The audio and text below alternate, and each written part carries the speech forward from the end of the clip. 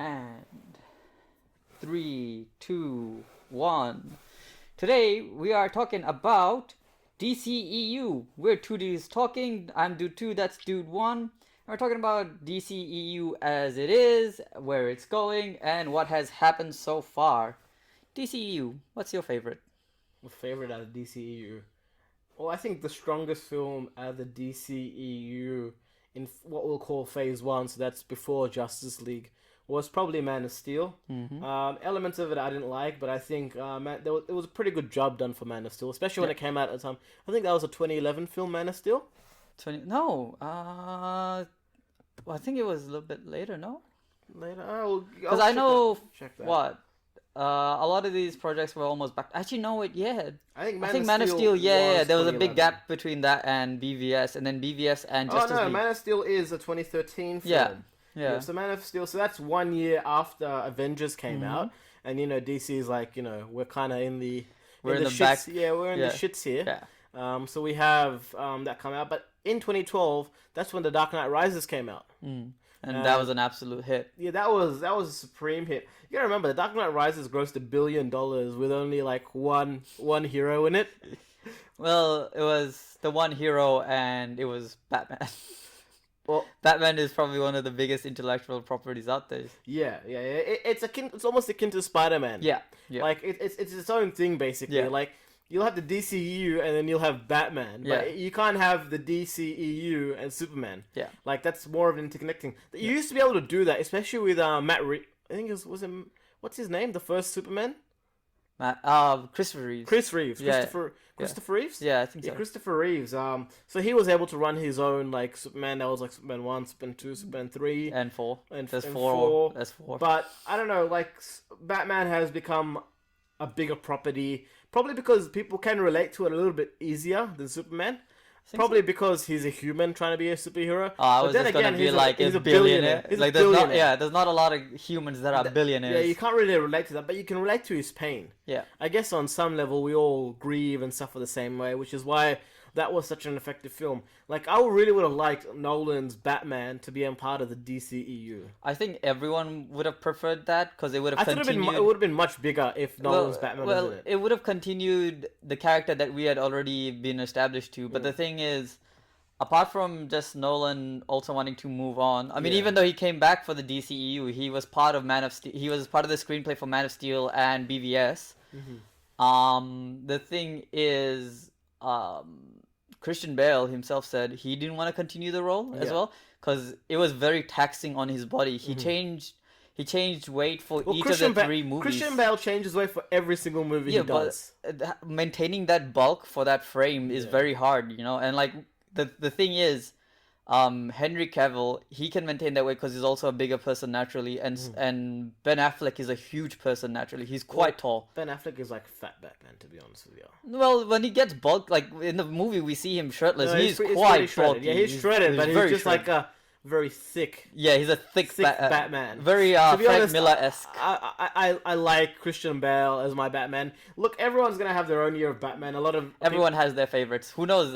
We've got the what's the new Batman? Robert Pattinson. Yeah, we've got the Robert Pattinson. Robert Pattinson. Yeah, Robert Pattinson coming out. The trailer looks good for that. And look, the key for a good movie is always going to be a good trailer. But there are plenty of movies with great trailers out there for them, but the movies are just shit. Well, the Suicide Squad, the trailers were so much hype, and then we watched the movie and it's garbage. Well, Suicide Squad, I remember the Comic-Con trailer, the Suicide Squad being not this jovial thing, but this really, really dark thing. It was supposed to be a dark thing, but it was like a massively dark. It was so cool. Like it was just so dark. It wasn't so jovial. And then the next trailer we had like Freddie Mercury's Bohemian Rhapsody playing behind it, and that was a little bit more jovial. And look, I don't mind the comedy in Suicide Squad. I think it is integral for Suicide Squad to have a little bit of comedy in there. I think they just chose the wrong villain. Well, I think the problem with the whole Suicide Squad movie itself is there was a lot of reshoots. They did a lot of reshoots. They weren't quite David sure. Ayer was behind the Suicide Squad, I'm pretty sure. Yeah, I think so. Now we've got James Gunn. He was calling out Marvel when Suicide Squad was coming out. Yeah, he was. I think he was claiming that Suicide Squad was going to be the next big hit. Well, it was a big hit, but I think it was like 800 $800 to $900 million box office. Was it really? No. In the box office, Suicide Squad did very well. Box Wow. office. That's why we're getting number 2. Because the box office Well, was quite good. No, the box office was good, but like the reception, the critical Well, wise, it's got 27% Rotten Yeah. Tomatoes. How did it do on the box office? Box office was about 750 mil, so about That's still quite Yeah, no. But then what was the budget? The budget should be 175 mil. about so double that. Yeah, so Like 350, 350, yeah. So whenever you're doing movie budgets, Yeah. 175 mil is the production budget. Yeah, then you have to and then double it for marketing. for marketing and advertisements. Yeah. It's just stupid. Like, Yeah. if anything, the best way to market a movie, in my opinion, is to throw it out there on YouTube. Especially if it's a big studio piece. Yeah. Because the best movies get like the best responses. 007 does very well on YouTube. And television is becoming a bit of an outdated medium, so you don't really want to be paying for Super Bowl ads. Well, the simple fact is, when it comes to the Super Bowl itself, no one watches the Super Bowl anyway nowadays. I mean, unless you're in the US. Come on, dude. No. If you're in the US, you watch the Super Bowl. If you're outside the US, not really. And then what you do is you watch the Super Bowl ads on YouTube. Yeah, but you're forgetting that the US has like a population of like over 100 million people, I think. 320, 330 mil? 330. Yeah. Like, that's a massive. That's a massive population, That's a yeah. massive And I population. think close to 100 million people watch it. Yeah. In the in US? Australia, we're more like 24, edging up to We're 25 not even mil. we're not even a city. Yeah, so like we're not Their even, city is bigger than the entirety of Australia's population. basically. So like the market's a lot different, Yeah. and like I don't know, like a lot of people watch the Super Bowl there. It's like a religion, the NFL. No, but I'm just like talking like outside of the US. Yeah. Yeah. No, outside of the US, that makes sense because like I know when the Super Bowl is on here, it's like we're working. It's like 2 o'clock or something. Crap. Yeah. Well, back when I used to be really into the NFL, high school days, because we used to play it, and we had like an American teacher who would also like get us to play it during PE and stuff like that. We would all like, including the teacher, we would all schedule like, even if we knew okay, Super Bowl Sunday's on, which is our Monday. So what we do is we'd schedule it like, okay, we know we have classes, but it's on at this time. Yeah. So even the teacher would be like, all right, look, I get it. If you guys don't want to come to school today, I probably won't be coming either. Yeah. No. So No. it worked out that At my way. place of work, we had an Yeah. American guy there. Yeah. And like it was a law firm, but the guy took an annual leave For Super Bowl Sunday. on the Super Bowl day. So Yeah. that's a Monday. That's for Monday us. for us, yeah. To like go watch the Super Bowl with his family Yeah. and his wife and everything. And like it is like some people like it is that kind of a thing. Yep. And the news here tries to cover it, but Australians don't really give two craps about the Super For Bowl us, it's or just the NFL. NRL and the NRL, AFL. they're more into the AFL here, Yeah. especially in Melbourne. Melbourne, South Australia, those the two big ones. Yeah, so those are the two big footy type sports that we have Yeah. in Australia. And like for us, like Super Bowl for us in Australia would be State of Origin. Yeah. So that's basically for like anyone who's not from Australia. That's New South Wales versus Queensland in a 3-game match. Yeah. Like, It's- but to be honest, if you really want to find a better team, it should be a 7-game thing. Like I like the basketball model where they do The playoffs. yeah, do the playoffs, do the 7-game thing because that's when you really find out who's really the Yeah, best. because in just three games you can't really tell. Yeah. You need more of a sample size. Well, if you win 4 games, then 4 games. Yeah. But like, if over a 7-game thing, over a 7-game series, the teams can push back, Yeah. and they can readjust, get new players. New strategies Yeah. all the way. Anyway, Going back to DC now, Yeah. so we're talking about advertisements. Well, So yeah, like Man of Steel was my favorite out of the DCEU. the trailer originally for BVS, I think the first trailer for this was also released during Comic-Con. Super Bowl. Was it? Yeah, Or was yeah. it Comic-Con? I'm pretty sure it was during Comic-Con. It was a great trailer. It's a good Was it on trailer. Yeah. Either before Comic-Con or during Comic-Con. I would assume it would be during Comic-Con. Yeah. Yeah. No, it was a great trailer. I was really hyped to see that, we're getting a Batman v Superman film. Like, so hype. At that point, like, When I was sitting Superman in the and cinema, Batman were like the when I two was biggest sitting IPs in- on the planet. When I was sitting in the cinema, so this is 2016, Yeah. we got Batman v Superman first, Yeah. and then we got Civil War. Captain America Civil War. Yeah. For me, when I sat in the cinema before Batman v Superman started, I said, look, you know what? I can't believe it. We're in a time where we're getting a movie where Batman is going to be versing Superman. It was As stupid as that sounds, amazing. like it's unreal. Like for a comic book fan to see like two of the biggest heavyweights in terms of popularity in the DC universe, like going up against each other. Yeah. And And on the big screen. Yeah, it would have been great. But then it really wasn't a Batman v Superman story. It was Death of Superman. Yeah.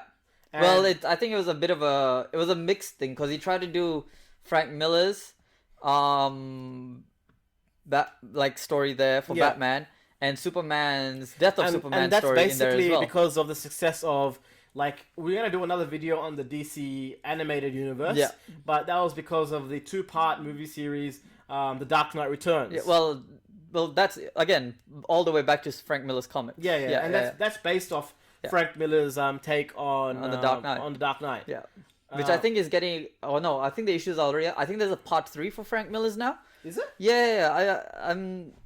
I haven't really kept up with a lot of new DC comics that aren't really part of the main continuity I for a don't little think bit. it, like- but I believe Frank Miller. Okay, so his spoiler part alert, because 3 in there. there's probably a few of you guys that don't really follow the comic line, but I read up a lot on the Frank Miller verse. Yeah. And The Dark and Grittiness. Yeah. And basically, Dick Grayson ends up being one of the he becomes one of the major antagonists in Frank Miller's Dark Knight universe. He becomes like a souped up version of himself. Like, the government does testing on him and everything, and then he injures the Robin we see in so I think her name is Cassie. I think so. Yeah, Cassie. You're always better with names than I am. I'm pretty sure her name is Cassie in The Dark Knight Returns.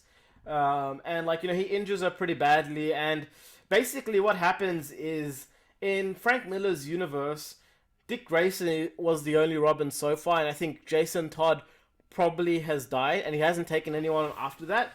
But he kind of tells Dick Grayson to go. Like, he does... do your own thing. Yeah, do your own thing. He basically abandons Dick Grayson because Dick Grayson doesn't end up being a good Robin, or he doesn't end up being the military style Robin that he wanted. that he wants, Yeah. because Frank Miller's Batman is a lot more... It's a lot grittier. Military. No, it's just more grittier because there's also this was around, I think, just after Hush was written, where they also did within Frank Miller's world Batman, but younger Batman, Right. and you see that, like, he's a lot grittier. Well, he and calls the Robin soldier. Like, yeah, well, yeah, that's the good thing, soldier right? and everything. Yeah, Yeah, so yeah. it's very weird.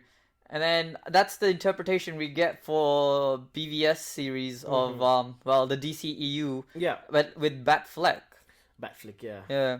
Which Batfleck wasn't bad. Like, Not at all. When you compare him to Christian Bale, then he's not the ideal. He's not the ideal, but he wasn't bad. For, like, No. No one's gonna say no to playing Batman. No.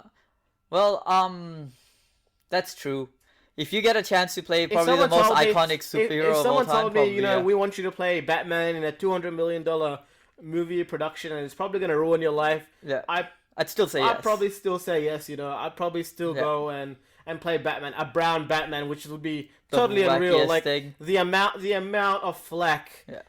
I don't even know Anyone if of there color is- would cop playing. Is there a brown Batman in any of the continuities? I don't think I've seen a No, brown we've Batman. got a Batwing, like Lucius Oh Fox's son. yeah. We got Batwing with the whole robot suit. Batwing. Yeah. Not Blackwing. Batwing. Nah, he's Blackwing. No, he's Blackwing. It's a Batwing. No, he's Blackwing.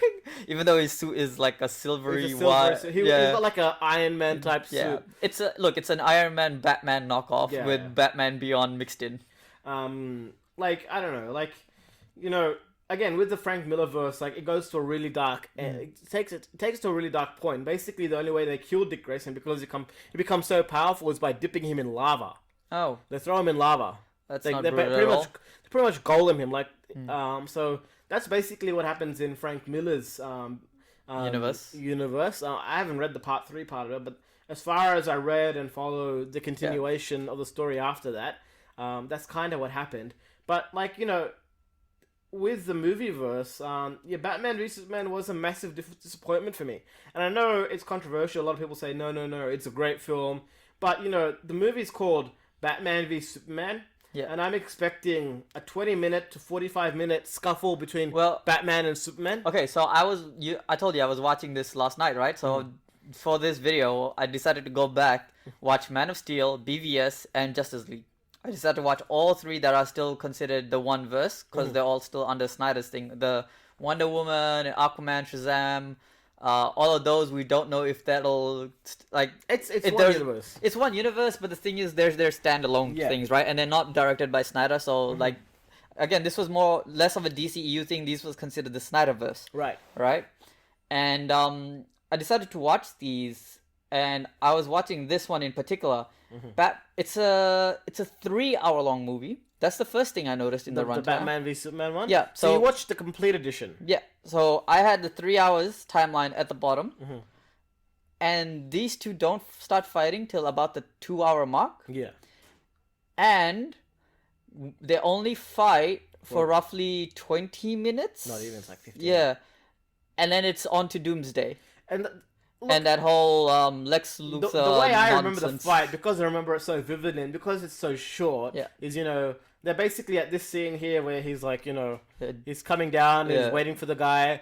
Batman is waiting for Superman, and like Superman's saying, we're getting forced to do this. It's so funny because the thing is, we know that Batman's smart, right? Yeah. It's clear. Look, Batfleck. Can I just say the setup for Batfleck? I love it because it actually shows him doing detective work throughout the thing, right? And I love that it shows his intelligence, using his tools, his resources, his influence, like going to that party and stuff like that. Yeah. And I was like, okay, this is really cool the way this is written. And I really enjoy Batfleck at this point. Right. And then I see the dumbest thing ever when they finally meet for that fight. The first one to throw a punch essentially is Batfleck when he does the sonic waves. The sonic waves. Even though Superman is standing there clearly trying to talk to him and not fight. Yeah. And the entire time he does that, when Superman breaks the two sonic things, right? He breaks the pothole and he breaks it in half and then he throws it. And then he's still trying to talk to him. Yeah. And then out of nowhere he whips out these machine guns to shoot at him. And then Superman's like, oh shit, and he pushes him. And I'm just like, oh my god, Batman, you're the smartest person. If the guy is trying to talk to you, maybe talk to the guy. He pushes him, and then he pushes him through the building. Yeah. Then they go make their way down the building, Yeah. and they're fighting in the toilets and And everything. one of the funniest scenes, I think, like this is the thing. People say the Darkverse is very dark. It is. Snyderverse is dark. But it also has some good comedic moments where Batman starts hammering into Superman, but then his powers start coming back the off. kryptonite thing is wearing off. Yeah. And then like, in he's Frank just Miller's smiling, thing- he's like, you're getting your ass kicked. That's the other stupid thing. The kryptonite canisters don't last all that long. No, not at all. Even though it's inhaled, which means it Yeah. should have a much more Much more lasting potent effect. like, The it's concoction in his system. in the Dark Knight Returns. Yeah. The concoction that Batman made there was a lighter concoction, but it pretty much incapacitated Superman. Like he was done for that. He fight. was done. Yeah, it was literally one arrow from Green Arrow. Yeah. And that ended it. Yeah, basically That ended the fight. And in that, why I'm referring to the cartoon, and it's not really a cartoon. It's got blood and everything. You guys should really give the Dark Knight Returns a watch. Frank Miller's cartoon. Let's call it a cartoon for what it is. It's an animated cartoon, right?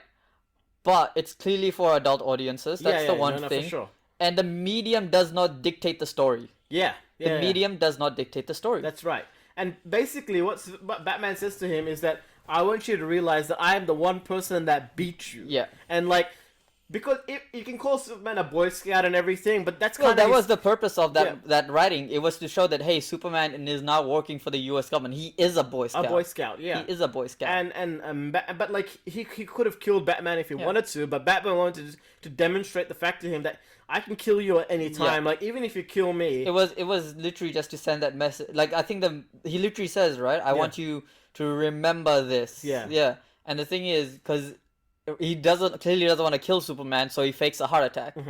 Which honestly, that was one of the smartest things I've seen. So basically, he pwns the guy. Superman's like, "Oh no, you're dying, and he's like, "No, I want you to remember this because in the coming years, in your most private of moments, I want you to remember that I was the man that beat you." Look, I don't do the dialogue justice, even though this is cartoon. It's so well written. Please watch it if you haven't. The Dark Knight Returns Part 1 and Part 2. Can I just say about that one fight though? When Superman comes to the fight, he's not taking it seriously either. The entire time he's trying to not hurt Batman.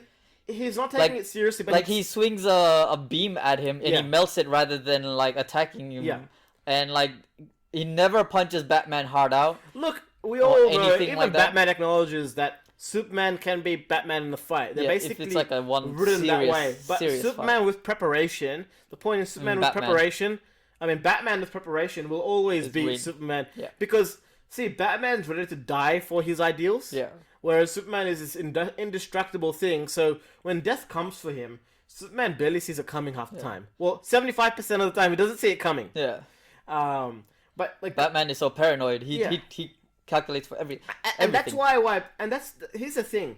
In this cartoon, in this cartoon movies, like the fight is a major part of the film. It goes for like half an hour to 45 minutes, so it's at least a third of the runtime. Well, you mean the actual fight? The actual fight in The Dark Knight Returns. Oh, right. I thought you meant in BBS. Those films are like only an hour and 20 minutes or an hour and 30 minutes. Yeah. So it goes for like a third of the runtime. Which is what it should have been for this. Which is what it should have been. Like we should have seen. Okay, so I know we've jumped ship a little bit because we've kind of skipped over Man of Steel. But we'll go back to Man of Steel. But this batsuit here, it really should have been a kryptonite batsuit. You think so? Yeah, that's what it is in Frank Miller's verse. Well, there's also the other suit that Batman has where he has red suns built into the gauntlet. Have you seen that suit? That's like absolutely ridiculous. But that wasn't the DCEU that no, was but being built. it's still the fact that okay. So here's one thing that I always think that I can't remember which writer it was, but he said Batman isn't the best superhero. He's the most ridiculous superhero, which I agree with because the thing is, his entire argument always comes down to like a Deus Ex Machina and prep time. Yeah. Always prep time. Whereas the simple fact is, if Superman really hit him hard, he doesn't matter how much armor you're wearing, your head's coming off.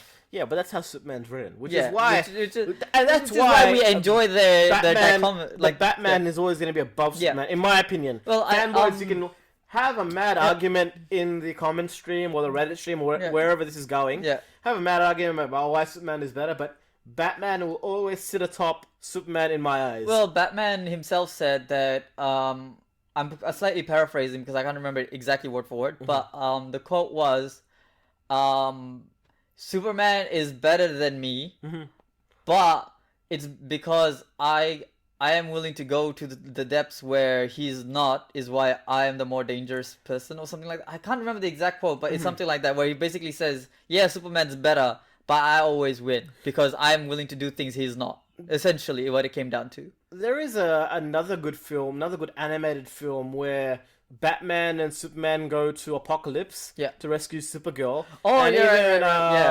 even Darkseid realizes that the Batman's smart as hell. The Batman, despite only being a human compared to Wonder Woman and Superman, is willing to sink to depths that no hero would ever sink to. Basically, Batman is capable of committing genocide if it's to protect his Gotham City or not just Gotham City, the planet Earth. Yeah. That's Batman's character. Yeah. He's willing to make the tough choices, which in real life that's always the worst way to go. Well, that's the thing that again that whole tough choice, that more gritty take is why I absolutely love Batfleck. Well, we see Christian Bale being the Dark Knight.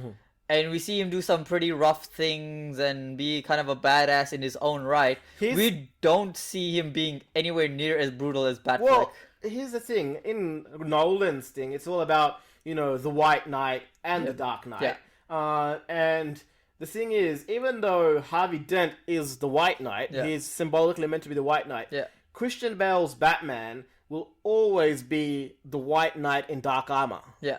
Do you understand? Because his character, in the sense that, I'm not going to kill because of what Rachel Dawes said to me, we don't kill and everything. His code, it kind of follows that track. And also, like, he's a much nicer character and a much nicer Bruce Wayne. Yeah. In that entire series, the Batman, the only time he's an asshole is when he's trying to act like an asshole. Yeah. And that's when we see him go to that party with chicks and the car and everything. Basically Bruce Wayne persona, but at his core, like that Batman is a very, very kind Batman, which is a real shame that we don't really get to see him take any Robins. But here's the thing: in actual movieverse, like we have a Robin.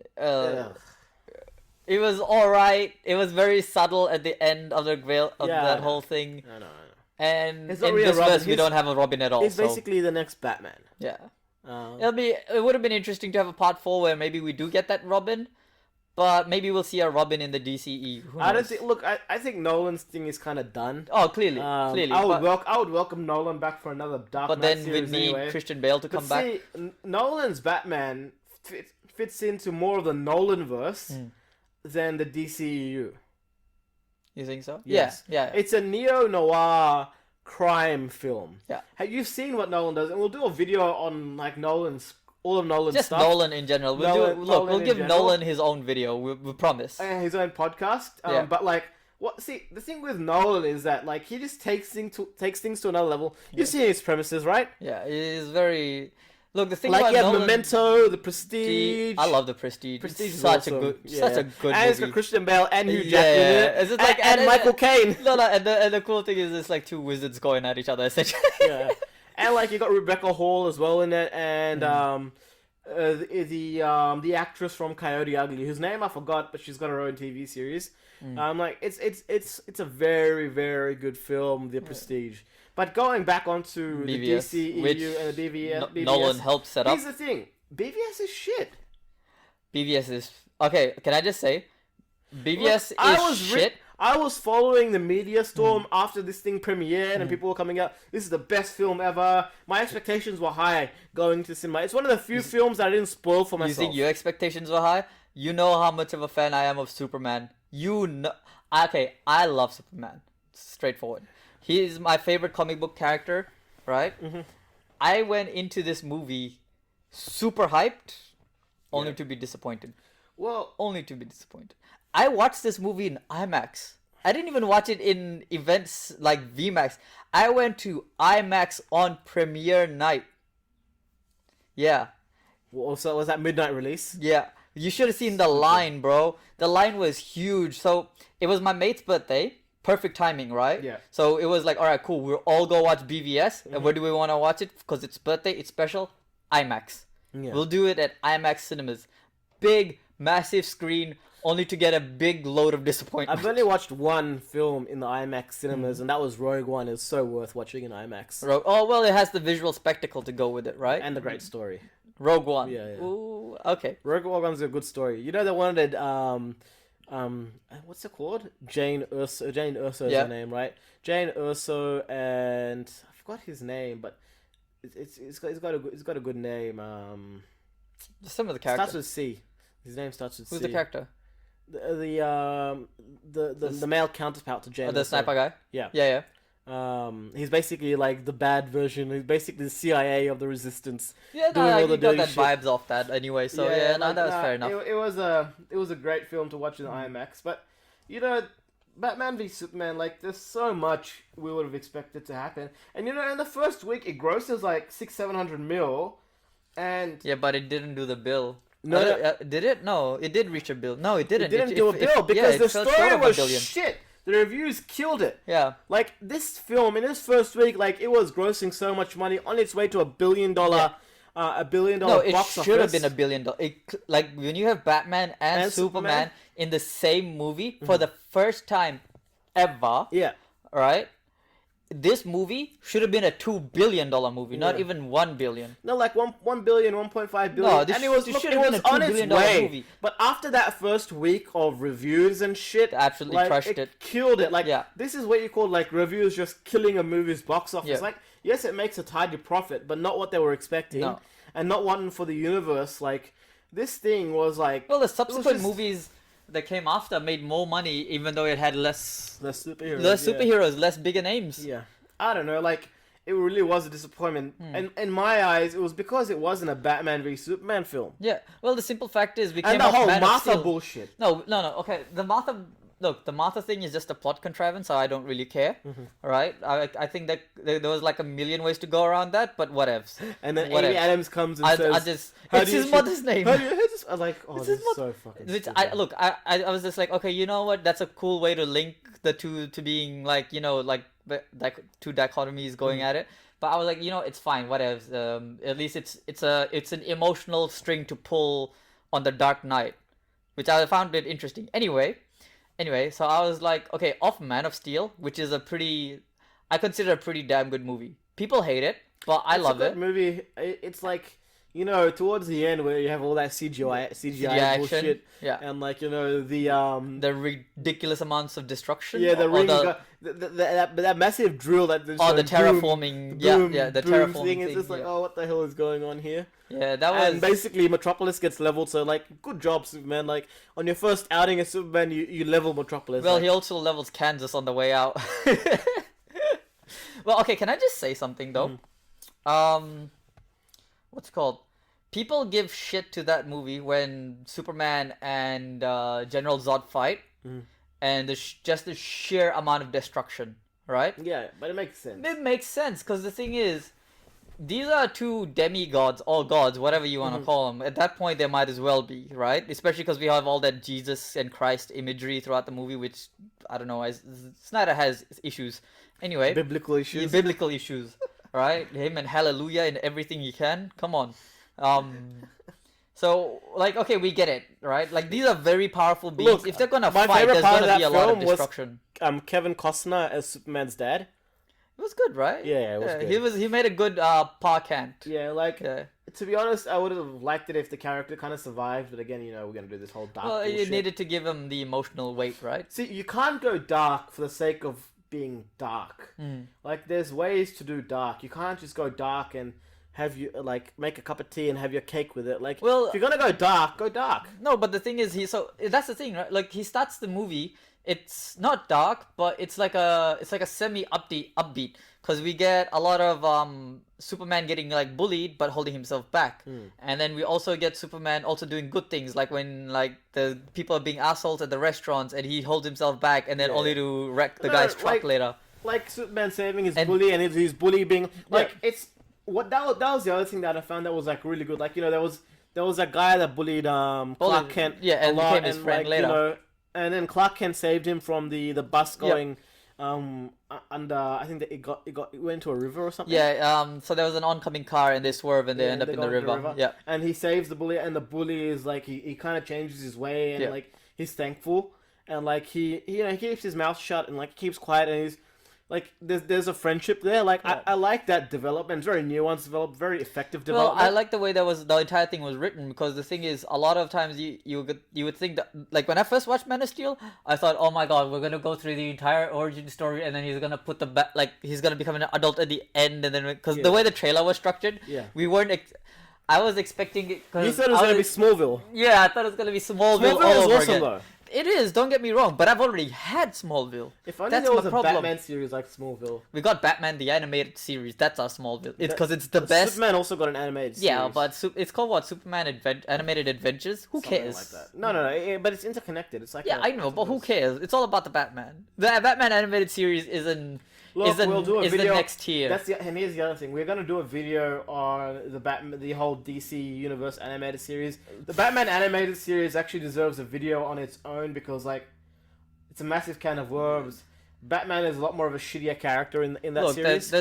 Look, if we start getting onto that, we'll be here all day. And he's so shitty that basically, you know, Batman Beyond happens because Batman is such a shitty guy. It's alright.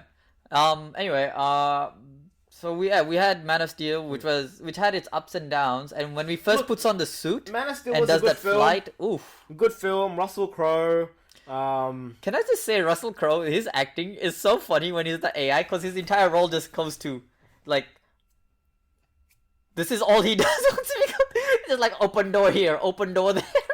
Like shoot over here, shoot behind you. It's the funniest shit because it's like, so how am I supposed to act? Be monotone and move your hands, which is fun. Which I get it because he's an AI. Look, Russell Crowe was an awesome cast. I'm Aussie, so like, you know, I'm always biased. And he's a Rabbitohs fan. I don't go for the Rabbitohs, and you guys don't even know what the Rabbitohs are, most likely, if we're getting our intended audience here. But if we're getting a lot of Australians, that's also great. Yeah. Yeah. The thing with Russell Crowe was that like he did a really good job. He did. He did a really good job. You know what's really awesome? That fight scene he has with Zod. Yeah. He kicks his ass. He kicks Zod's ass. And the thing is, it's not like, oh, it's a battle of strengths. It's a battle of fighting technique. Yeah. Because Zod is not a bruiser, but the thing is, Zod is more direct. He's more and he's a powerful guy. Yeah, yeah. But And like, he was and born Russell to be a Crowe's military character general. is like he's a smart Yeah. scientist So type he guy. fights that way because he's got that quick jabs, and he's like, all right, I'm gonna fight you, but I'm not fighting to beat you. I'm fighting to just bring you down so you're out of my way. Whereas Zod, I'm fighting you to kill you. Yeah. It's so cool. And the thing is, though, I don't know if Russell Crowe went under some training as well because he's fucking jacked. No, he's good. jacked. He would have gone under some training. His- It's a good role. Yeah. He does very, very well. He does very, very well. In that film. Yeah. In some senses, he kind of carries it a little bit because that extra star power that we have. Lawrence. Well, Here's the thing. This guy here, Henry Cavill, was technically a bit of an unknown. He was in this other film called The Immortals. I love that he's, movie. He's jacked in The Immortals. Have you seen him in The Yes, Immortals? Like, I love that movie. he's got I've like watched it so many times. He's got like a 10-pack or something Yeah, going there. Good movie, The Immortals. Well, so before The Immortals, he tried to do other roles, but he wasn't jacked. Yeah. So he was kind of getting ignored as an actor. Yeah. And then he got jacked through military training. Yeah. And they were like, oh, you know what? He kind of suits the hero style body and the look because he has the face, but he never had the body. Yeah. So he got jacked, and they were like, how'd you like to play? Was it Theseus? I can't remember what hero. It's not Theseus, but it's a Greek hero. Yeah, it's a Greek. Yeah, it's one of Zeus's sons. You know Yeah. how it is. You know how Greek mythology is. It's Zeus sticking his dick in everything. Might as well just check it so our audience knows. Yeah. Just type in Immortals. We'll see what comes up. Immortals. Yeah, and then just go cast. Immortals. So it's just called Immortals. It's a 2011 film. Yeah. Yeah, he plays Theseus. I told you Yeah, Theseus. Theseus. I know my Greek mythology, man. Yeah. Come on. Yeah. It's also got another Aussie in there who I happened to meet in an airport in LAX. Yeah. It's also got Isabel Lucas in there as well. And she was in the second Transformers film. That was like her debut Hollywood film. Is she the She's the Decepticon chick. The tongue thing. The tongue thing, yeah. Yeah. She was in that. She was quite good in that, in my opinion. It was such a whack role, but oh well. No, she did a good job in She that did a whack good role, job. man. Like, She it was did a such good a good job. But it was a whack role. Yeah, and the thing is, Transformers also launched a career, and this we get another thing on this, of Rachel Taylor, because Rachel Taylor was the Aussie blonde in the first Transformers film. Oh wow, there's In everywhere. in the first Transformers, yeah. So the blonde she's the The blonde journo chick. She's Not kind the of like a journo chick, but she's the more. She was working at the Pentagon. yeah, the Yeah, hacker yeah. chick, whatever. Yeah, And she goes to like a hacker that can, I don't know why she took it to that hacker. yeah. She's supposed to be already intelligence, but then she's got another person that's more intelligent. She's got a guy. Yeah, it's weird. Yeah. Anyway, back to the DCEU. The next movie on that list is Justice League, which that's a heavy one. Yeah. That's a heavy But one. let me just talk about Man of Steel just a little bit more. I know we're doing this in unorder, but this is like Well, the just a simple natural fact flow. is, it's the natural flow, right? BVS is, I think, where a lot of people BVS is have their okay, major if you have a parabola- implications. If you have a parabola, BVS is the low point, Yeah. right? Man of Steel is a bit of a high point, Yeah. higher than Justice League in my opinion, because it's a tighter film. Now, with Man of Steel, Henry Cavill was a bit of an unknown, which is why they surround him with actors that are well known. Amy Adams is an A-lister. Yeah. Lawrence Fishburne has been around for ages. And he's been an A-lister pretty much Yeah. as long as he's been around. He's had some great roles. He was in, The Matrix, played Morpheus and stuff. Morpheus.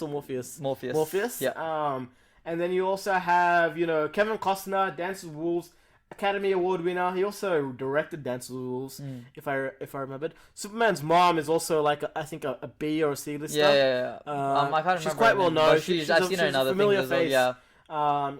face. In that film. And General Zod's actor, he seems He's been in other things as well. He's actually a fairly well-known actor, but for Yeah. whatever reason, I think it's either the way he looks. I can't put a name to it. he's or... like a Bond villain or something. He's not really Yeah. a Bond villain, but no, he would make a really good he's Bond a, film. He's a villain. hold on. What's his name? I'll Just check it out. just look it up. I'll check it Because I know the actor that plays him. He's actually been in a fair few things, and he's yeah. actually pretty well regarded. That's one of the major reasons he was. And do you know there was also a pilot which was like Pharaoh's equivalent, Pharaoh's human equivalent, like they were both warriors in Man of Steel. Okay. Yeah, and that guy is like he was the guy in Law and Order SVU for a long time. So he was he was a well-known television actor. Yeah. So Man of Steel. Yeah, who plays General Zod? Let's see. I know this actor. I've seen him in other things, but for whatever reason, the name's just not coming to my mind. Oh my god, it's Michael Shannon. Yeah, see, why do I know that name? Michael Shannon is a major actor. Yeah. He's done some massive films. What was the other things that he's done? Oh, he did this film with, so he's done The Shape of Water. Yeah. Guillermo del Toro. Yeah. Take Shelter, Broadwalk Empire, which was like a television series. Revolutionary Road, Nocturnal Animals. He was great in Nocturnal Animals. The Iceman. He's in 99 Homes, which also has Andrew Garfield in it as well.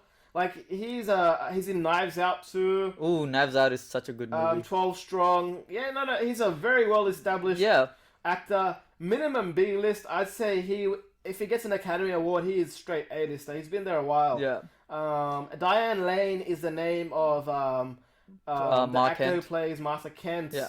And aside from that, the rest of the actors there are not as well known. Yeah. But, you know, they surrounded Henry Cavill with a very, very strong cast. Yeah. And, you know, this was kind of the failings in Batman v Superman, because Henry Cavill, like, either it was the writing or something happened where his character tried to appear wounded. His character was very. No, I'm Superman. He was. It was written in a way where it looked like he was struggling to be Superman. Yeah, and it just wasn't coming across. Yeah, and then I feel like he's Superman. He knows who he is, and he shouldn't be doubting himself. Because Henry Cavill is a good actor. Yeah, I'm nothing taken away from Henry Cavill here. No, but he's just, have you seen him in Man from U.N.C.L.E.? Yeah, he's so good. He's good. He's good. So good. Man he's of another U.N.C.L.E. tank in Man vs. U.N.C.L.E. Basically. He basically does tank roles now. Like, you know, he's Geralt or Rivia, which he basically like petitioned himself onto. Well, the thing is, he's a giant nerd. Yeah. Henry Cavill is a giant nerd, and he does well in Mission Impossible too. Oh yeah, the classic guns and the mustache. Yeah. That shows up. In the trailer, when it was this bullshit, I said, "Bro, do you even know how boxing works?" You're like, no, but the thing, you know that he cocks his fist. Yeah, he cocks his fist. You know that thing wasn't in the script. He just did it, and they kept it. Why did he do it? But it looks cool, though. So no, but it looks cool. Yeah, and then he gets owned by the Asian guy. The Asian guy just like bodies him. Well, he bodies both him and Tom Cruise, so he's supposed to be a better fighter anyway. Yeah. I don't know. But it's cool. No, because he's full using See, you cannot use traditional boxing in an actual fight. It doesn't work. Like, you just let him do his thing. If you look at MMA and how they do the punches, you can't just go like this in an actual fight with an experienced. If you're listening to an experienced guy, it doesn't work. No, because the simple fact is a control fight and a brawl is two different things, right? Like, I did boxing like when I was like in my first or second year of uni for like 3 months, and the instructor said is like it's meant to. The punches are thrown because. That way, like, so when you do your jabs and your crosses and everything, you can throw your punches that way because your fists are padded with a glove and some wraps. Yeah. But if you were to throw punches like that repeatedly, you'd break in your an wrist. actual fight. Yeah, you're gonna break your wrist. You're gonna break your hands. Yeah. Because like you're not supposed to throw it in that kind of a way. And that's why when you look at it in MMA, it's more about doing it that way and reaching out and coming back in. Rather than like just like standing there and trying to use your hips constantly, and it's just gonna break. So like things. he was full using boxing maneuvers in that film. I was like, what the hell is going on there? It kind of suits him because even in that character, again, he's a Yeah, tank. but it's so wide. Like anyone who knows like martial arts says, like look at how wide this guy is doing his hooks and everything. Of course, this fine. small, nimble Asian guy can go through him. But then again, that's not the thing, right? He's not the choreographer. He's just following what's been written. And then again, the choreographer is probably someone that is trained in martial arts to at least some degree, clearly. Oh, of course. Right? Because they're not just going to hire some second-rate person for sure. to like, do it's Tom Cruise someone movie. who knows a lot more about martial arts than I do. It's just, It's just weird. It's just weird in the scene. And the fact that they kept it, especially because when everybody noticed the mustache show up, my God, the mustache beard, and that's when he clocks his hands, we talk about Mission Impossible Fallout, because in Batman v Superman, at the start of the goddamn film, you have that CGI face, and I'm like, what movie am I watching? Like, no, that was Justice League. Is this the CGI face was in Justice League. It was also. I thought he was in Batman v Superman as well. No, it wasn't. No. Because he hasn't started it. Right. He hasn't started it yet. His tune was full. Like, I'm like, what movie are we just waiting for here? Yeah. Like, by the time Justice League came out, we kind of knew. All my friends knew that this is gonna be a shitty film, but we're there to watch it because we're fans of DC. Well, you're a lot of hardcore Justice League fan. This guy has it in 4K UHD. I have it in 4K UHD with You the bought that with DVD? the I think it's the Ultimate Cut or some shit it's called. This is not Zack Snyder stuff. This Yeah. is just like a whole bunch of extra like background makings and Mm. all that nonsense is in there. Right. And I watched all of it. Mhm. The actors look like they have so much fun making the movie, Yeah. and they were so hyped for the movie. And I'll looked- be it looked and like I a love good- Justice League. Not the looked movie. like I just love the animated series. Again, like with any film they make, they're never going to show you the bad parts of like Fair enough. filmmaking. Like, Well, let's face it, they're not gonna show everyone in a down and dumps mood when Snyder's daughter. Is that why? Yeah. His daughter passed away? Yeah, because his daughter passed away, and at that point Snyder had to Well, kind no, of. props to the guy for doing that because family is, even though it's like Look- $1 billion film type of thing, multi-million-dollar thing. Props to the guy for stepping out and taking time to, like grieve for his daughter, because I think anyone in that situation who's human at least would have done that. And that, again, that's why the release the Snyder Cut is such a big thing in the fandom, because people said that, look, rather than getting Joss Whedon to come in and finish the movie in his own take, they should have just waited for Snyder to finish what he was trying to make. But here's the thing: you can't criticize Joss Whedon for coming in halfway. I'm never gonna blame Joss Whedon because it was This not isn't his. even halfway; it's even like 3/4 way, right? No, so the entirety of the movie Was shot. was essentially like made and then Oh, they were re-edited. just putting it together Yeah, and then and re-edited. choosing scenes. Yeah, exactly. Fun fact: yeah. like movies shoot multiple scenes and only a few of them make the cut. Yeah. Like it's not like you shoot. It's not like every scene that It's you no, see. it's not like you have a storyboard Yeah. and you stick to it. You have a storyboard. This is the scene. All right, let's do this in a few different ways. Whichever one sticks the best, Yeah. that's the one we're taking. Yeah. See, So yeah, like I don't think the Snyder Cut is going to be all that different if they're especially if they're shooting new things for the Snyder Cut. well, it's apparently no. So from what I've heard is the Snyder Cut has pretty much been completely done. When Zack Snyder was doing the filming, Right. initially for right after this. So that girl who's presumably Iris West, Yeah. who like if you had a look at the trailer of the Snyder Cut Justice League film, like she's only on there for a few seconds, but I feel she does a really good job. Well, in- her whole stick in there is like we see that Barry Allen is going through the glass window Yeah. with his finger, which is something that was in the original trailer Right. ages ago. So most likely that scene was already shot. It's just that we never saw it. She pops on screen though. She seems like she's like I don't know what She it seems is. like she has the presence. Yeah, she's got the presence Yeah. to be there. Yeah, I like her. I haven't seen her in the movie, but I like her. I don't know who she is as an actress or anything, Yeah, but like I'm assuming she's Iris West because it looks like Yeah, they have yeah, that it instant looks like- connection yeah, thing yeah, going. yeah. So that's why I say I like her. Please keep her. yeah, no, I think she's good. Yeah. Hopefully she's in the Flash film. Although We don't even man, know where the Flash film is going. Here's- Apparently, it's going to be Flashpoint I know we're going to Paradox. talk about this down the track, but here's what I'm going to say for the Flash film. The Flash TV series has mastered Writing Flash, Flash. aesthetic, the Flash Just aesthetic, writing Flash. and writing Flash, and even doing Flash on a limited special effects budget Yeah. in a much more efficient, more visually appealing way than the goddamn film. Like his little skipping thing where he goes The running boom, style, boom, boom. yeah. I'm like, what's going on here? Yeah, I remember the first time I saw that at the cinema. I thought to myself, "What the fuck?" That was my only reaction because when I imagine the Flash running, I imagine the Flash running from the animated series. Yeah, And then he's like doing a super. yeah. He's not doing this like. Whoosh. Yeah, but then I thought to myself, okay, kind of makes sense because he's taking long strides, so maybe it's all about throwing your body weight and that long strides. But then I thought to myself, but he's technically taking multiple steps anyway, so it doesn't make any sense. Anyway, I gave up on trying to figure it out. Maybe they'll fix it. Who knows? Maybe they'll stick to that style because I'm telling you, if you have two people running side by side doing that wonky shit in the Flash movie, it's gonna come off so stupid. So stupid. So stupid. Or if Barry Allen Flash runs like this, and we have like I don't know Professor Zoom running in a normal stance, it's gonna be very whack, and I cannot handle that. I mentally cannot handle that. Grant Gustin, who plays Flash in the TV series, as Professor Zoom. What? Yeah, that'd be pretty cool. Well, I know we've They're had not gonna those do that. Flashes meet They're not already, gonna so do that, it'll be weird. But they should do that. That'd be Yeah. so funny. All right, what was the Justice League? So we're on Justice League now. So the best place to start is in the first scene of the film with that CGI bullshit. Look, you know how when we see the kids in the doing the handheld bullshit, and you pan up and you see Superman, you look at that face and you'll be like, why I didn't realize this. This is what I didn't realize. I'm in the Okay, cinema, right? no, okay. I'm Yeah. thinking I'm watching one of the biggest films of all time. You know, And then you look at that face. the start of a wonderful universe, the start of something like like the start of something else. Yeah. Like hopefully we're watching the birth or the Avengers Yeah. of the DC universe, and I see that face, and I'm just like, What the fuck? this is a $250 million film. What the fuck? And what am I seeing there? Yeah. Like, is this the first thing? Is this the first thing you want to show me as a viewer? And here's the thing: I'm a comic book fan. Half your intended audience, 75% of your intended audience, doesn't even look at the comic books. They're just moviegoers. Yeah. So they don't have that love already. True. You know what I mean? Like, You have to build it.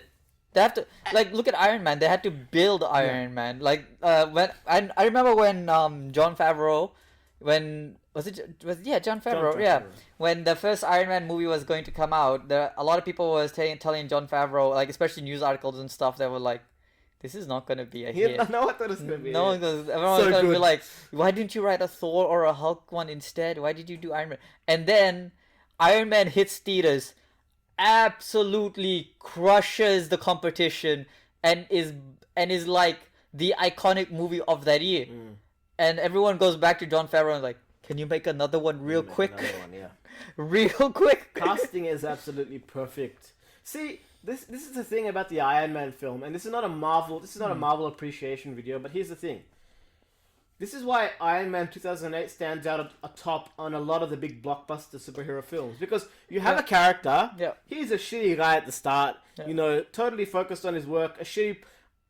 Like Tony Stark is a shitty person. Yep. But then he undergoes something that transforms him as a person, and it transforms him in a believable way. Not this overnight bullshit that they did with Thor. Yeah. Like, oh, I can make breakfast now, or some bullshit like that. Thor from this guy 1, gets 2, and this then guy 3 gets makes no captured by sense. terrorists. Yeah.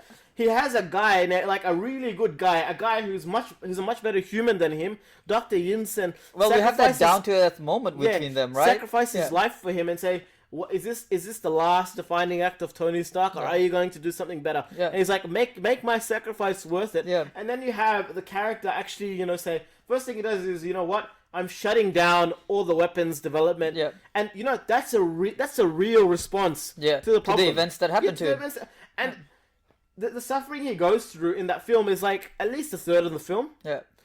And that's why it's Oh, believable. it's the yeah, it development a is third, there. yeah. So he's already deciding to develop as a character there, and that's why that film is good. Yeah.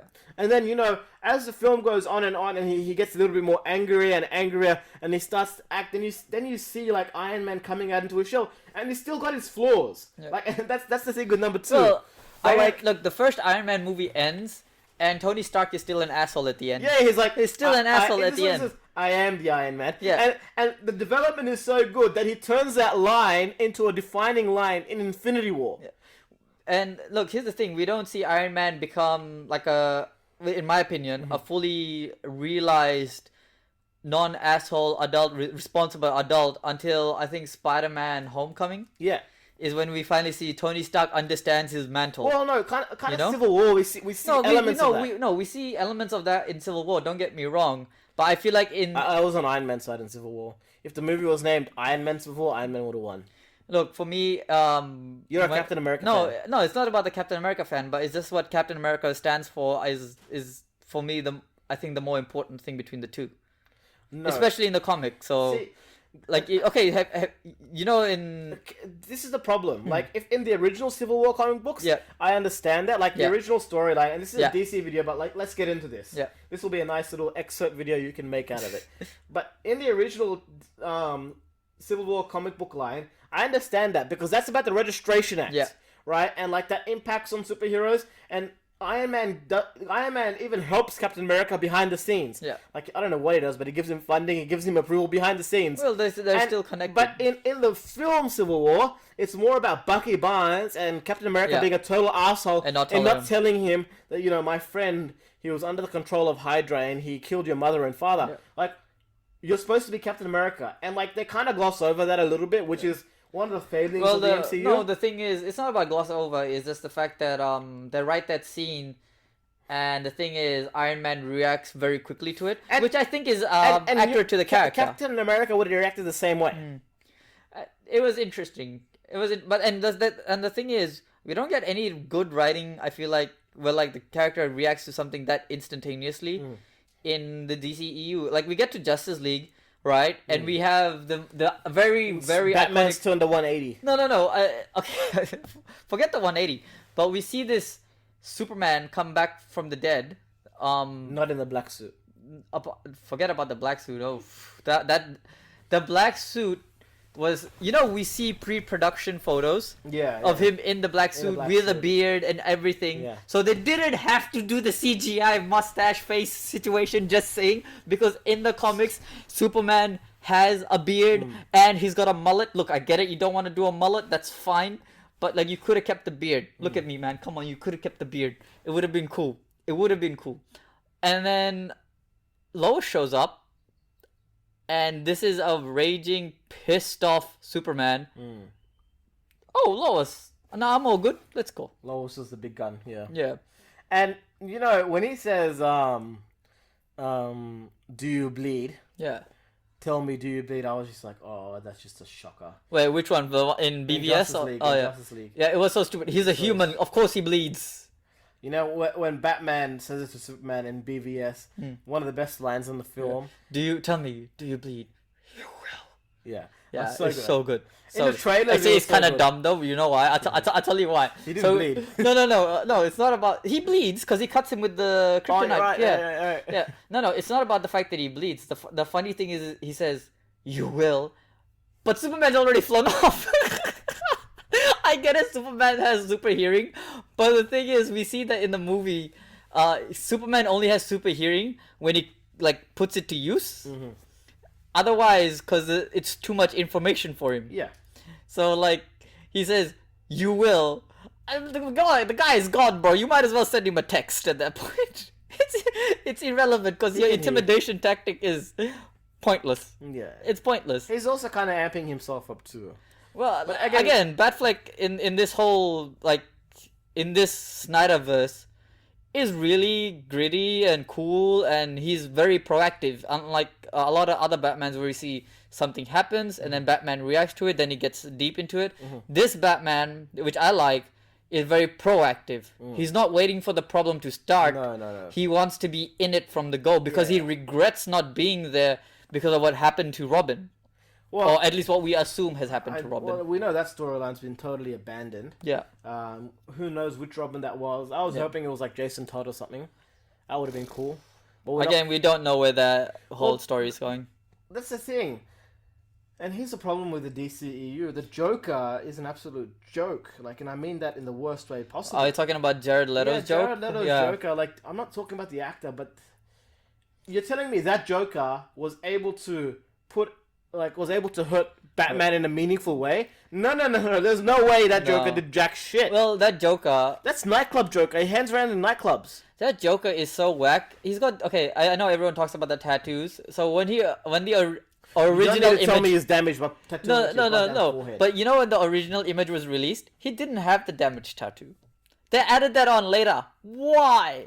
And dude, why? That expression, the goddamn teeth. You look at Heath Ledger's Joker, and he's not making those expressions. He's not doing jack shit. He's just I've got the makeup on, I've got the look. You're scared of me, And this guy is just trying too hard. Well, Jared. Okay, here's the thing. And Will Smith saying, "I never met Jared Leto on set." Fuck off, man. You don't need to tell me that he's method acting. I get it, he method acts. But show me on screen, because I didn't know freaking Heath Ledger was going through that entire shit while that movie was going on. I found out afterwards. Yeah. And you know why I looked it up? Because the goddamn performance was so great. Yeah, okay, look, the thing is following Heath Ledger's Joker on screen is stupid hard. The expectations are stupid high, and I think that's because he says 2 or 3 different origin stories. Well, that's the whole thing, because we're not supposed to know anything about the Joker. It's so smart and so nuanced. Yeah, it's so well written and acted, and just the mannerisms of the way Heath Ledger does things, right? And I remember when he was initially cast, think- everyone was like, "Why is this guy who was in Brokeback Mountain play?" He's a quality actor, you know. No, but they were Quality like, actor. "He's not gonna be a terrifying Joker." And then he gets on screen and crushes it. We see him in that bank scene when he first takes it off, and we see that face, and we're just like, "Oh Fun my fact, god!" That guy, Heath Ledger, actually has I think it's a daughter with Michelle Williams. Hmm. If you guys don't know who Michelle Williams is, you should definitely have a look at who Michelle Hmm. Williams is. She's got a very good credit list. She's considered to be an A-lister. She's got an Academy Award. Done some good films. Manchester by the Sea. She was in All the Money in the World. But yeah, like, you know, so sad to hear about him passing away. But like his preparation for that role was crazy. But like it wasn't made a big deal of before the film. No, well, the thing is, the fans were constantly beating it down. Like it was constantly when he was announced as like what happened with Robin Bat. All right, we got Robin Pattinson as Batman, and people started shitting on it. And after the first trailer came out, everyone was like, "Oh my god, he looks amazing!" Look, I'm still not on board with the Robin Pattinson train in terms of him being Batman. Yeah. Trailer was awesome though. Look, Pattinson did a I'm gonna go he did behind a really good job in Tenet. Tenet. Yeah. Oh, so good in Tenet. Like, you know, makes up for the whole Twilight bullshit. But again, I'm not the audience for Twilight. I read all the books. I watched Twilight, not the following movies, but I watched the first one. It's okay as a standalone if you don't watch the rest of them, because it becomes very stupid. Like, it's very, very stupid.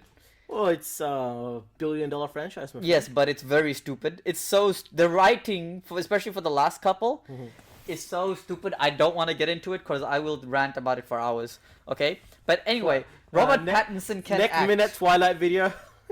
Please no. I don't wanna have to go back and rewatch those rubbish. This is the other thing. Like, for some of our, like, this would be our 6th or 7th video.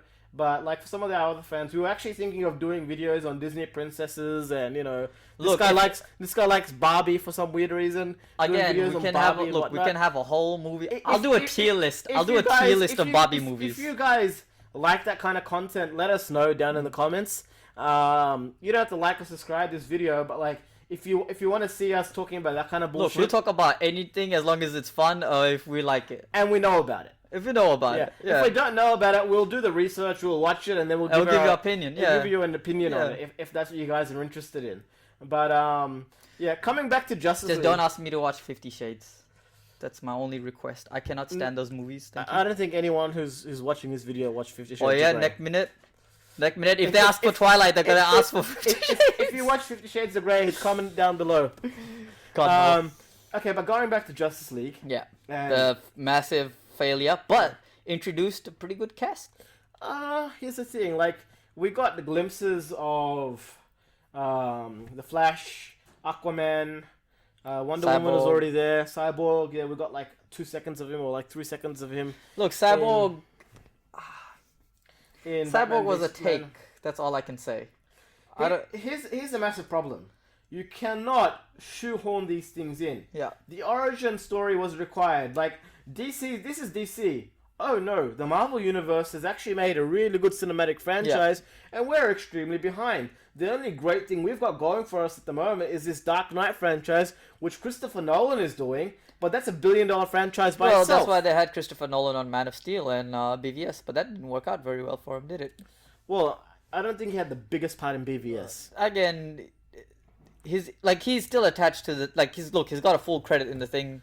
Yeah. Look, so we know he has some influence at the least. DC decided to rush it, but you know they didn't need to rush it. Can I just say, the way I would have had it: one origin story for Superman, one origin story for Batman, one origin story for Wonder Woman. You don't even need an origin story for Batman. No, give us an adventure with Batman. Yeah, exactly. Like just one standalone movie for each, then BVS.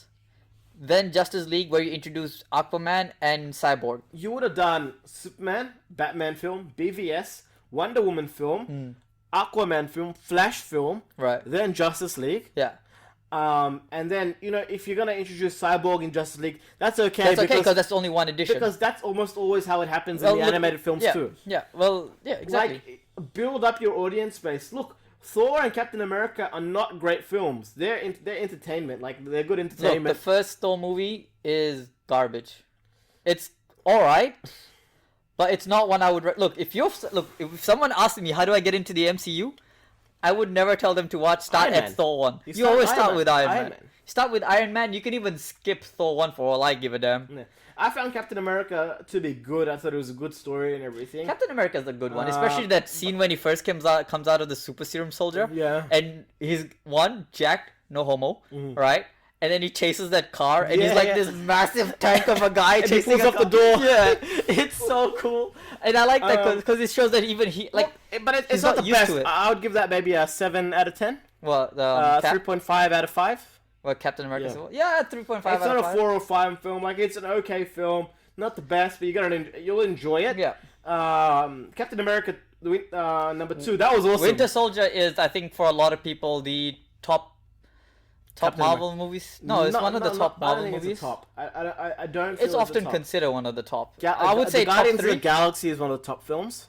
Again, for me, I'd consider it in my top 3. But that's a personal list. That's a We're gonna have to do a personal. video on that shit. We'll I don't do know a why you're personal list. including the Winter Soldier in your top 3. Because I think the writing is just really good. Well, Which the DC does not fight have. choreography is really Yeah, good when he's like again. using the knife. The only fight choreography that I've seen in the entire Snyder universe is, I'm pretty sure, when Russell Crowe beats Zod. That's the only fight choreography. Otherwise- otherwise everything is just punch and fly. Going through buildings. Yeah, punch, fly, But go Wonder through Woman buildings. has some decent choreography at the start. Barely. It does have some. Barely. All right. Barely. Yeah. She barely has any fight choreography. Because the thing is, what comes down to her is she's also super strong. Yeah. So let's just lean into that. Because the thing is, you see her train with the sword in the production of these things. Well, Robin Wright's in but we don't get much payoffs on Robin these. Wright is in the first Wonder Woman, and if you guys don't know Robin Wright, then she is the president in House of Cards. Spoiler alert, but this is a spoiler alert video anyway. Yeah. Look, she does a really good role. I think she leans into it really well and gives Diana a bit of a interest and a bit of a purpose to pursue her actions in that film. But Justice League, this is a problem. It's a shit film. Justice League is a shit film. There's nothing else that can be said about it. Hopefully the Snyder, we know that the Snyder Cut is coming 2021. Yeah, is what I heard. Right? Like, to be Onto honest, HBO Max? Steppenwolf was like, it's like Superman comes and Steppenwolf is defeated in 2 seconds. Superman comes and everything is okay now.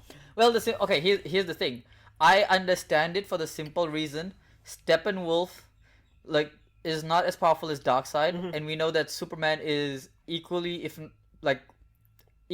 strong as In a lot of Darkseid. iterations, Superman is a reason that Darkseid does not come to Earth himself. Yeah, because the thing is, the Kryptonian, as long as he's alive, they can't do anything. They can't do much. Yeah. Well, the thing, they can't go onto Earth and wage war there because they're in Superman's Superman's element. Yeah, and the thing is, you have him, you have Power Girl, Supergirl.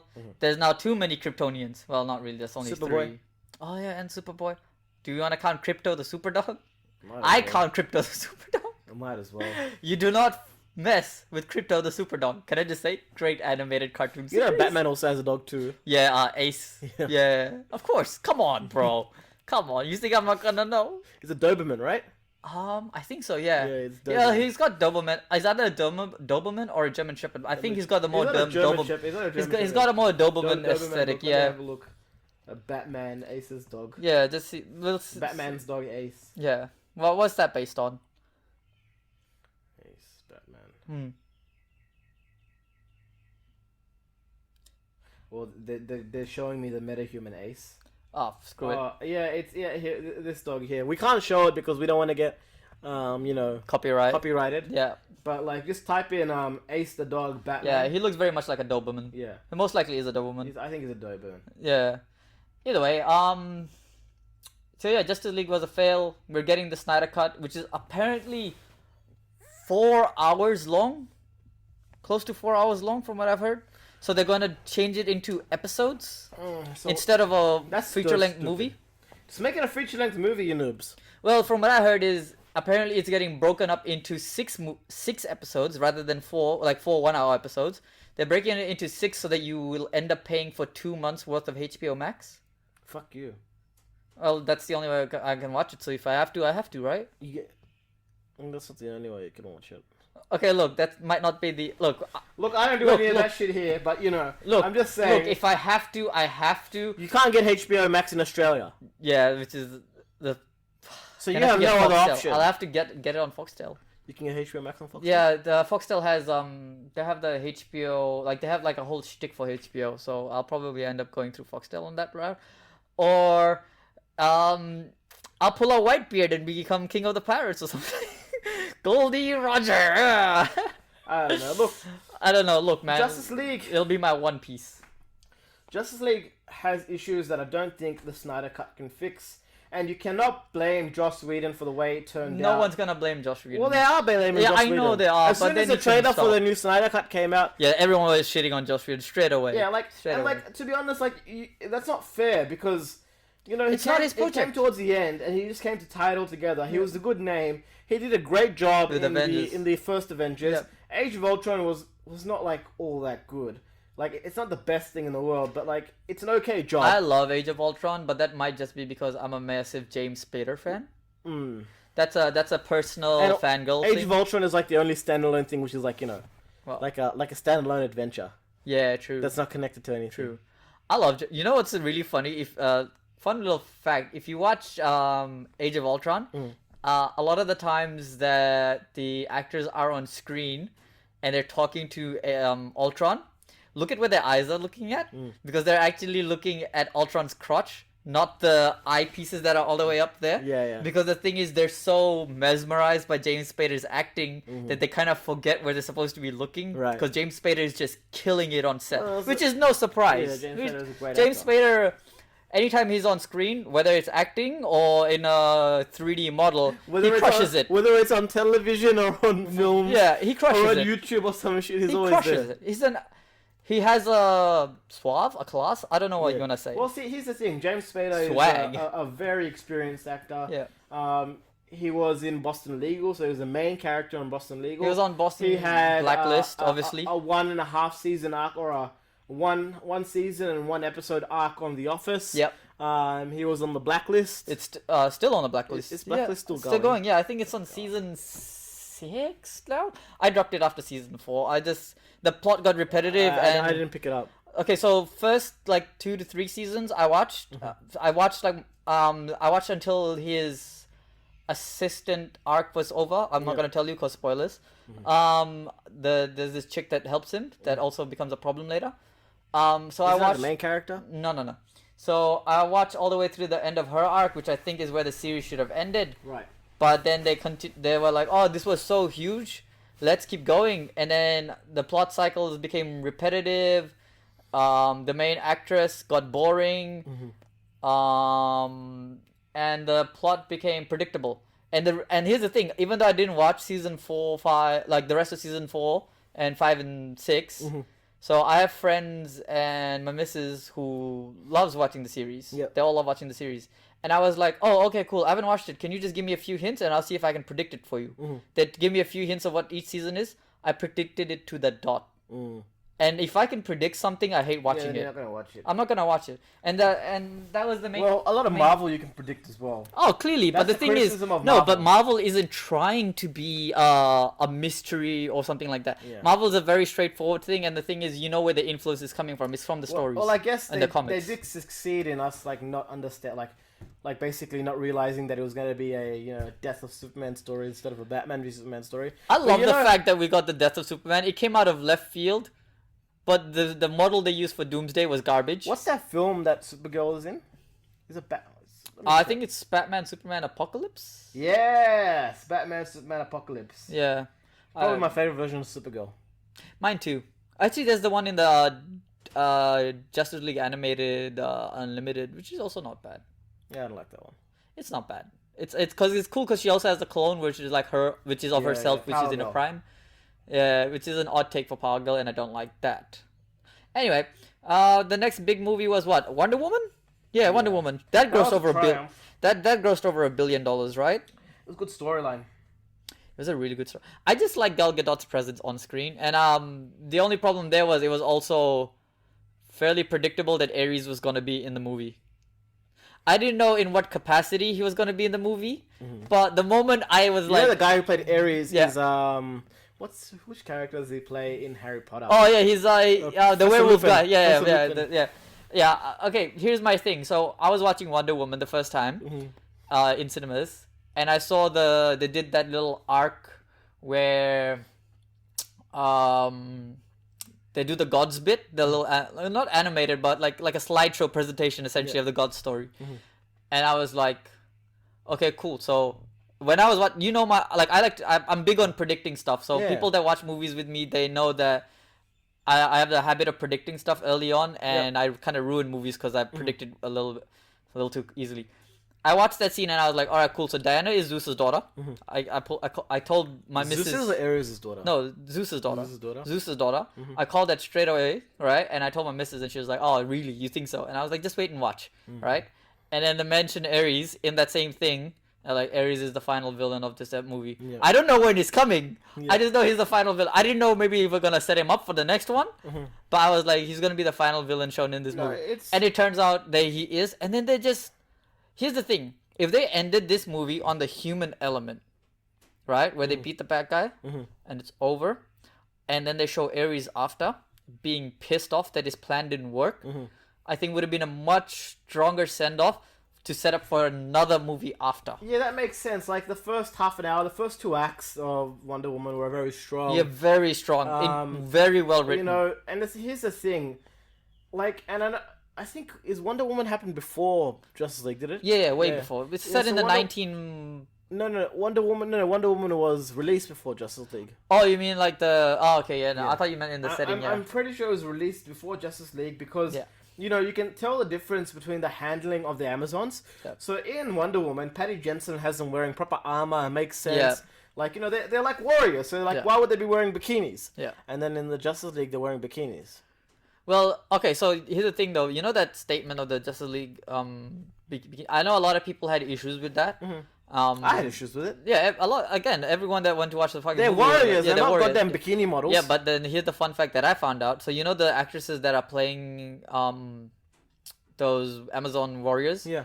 They asked to wear stuff that was a little more revealing because they wanted to show their muscle mass.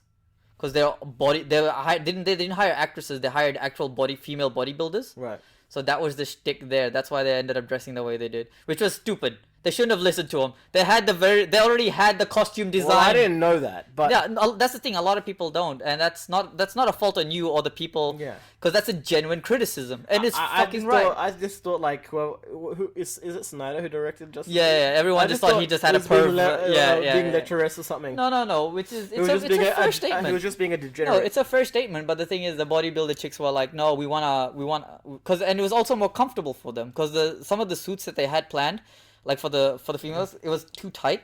So they were like, okay. look, if we want to look Amazonian, we want to show our muscles and all that stuff. So they were like, okay, so you decide exactly how you want to look, and they will redesign. So why didn't Patty Jensen just have them bikinis? Because I think I think she understood they're warriors. Yeah. They're warriors. They're gonna No, have armor on. and the thing is, I think she didn't. She just didn't care what the Amazonian said. She had a vision for what. Yeah.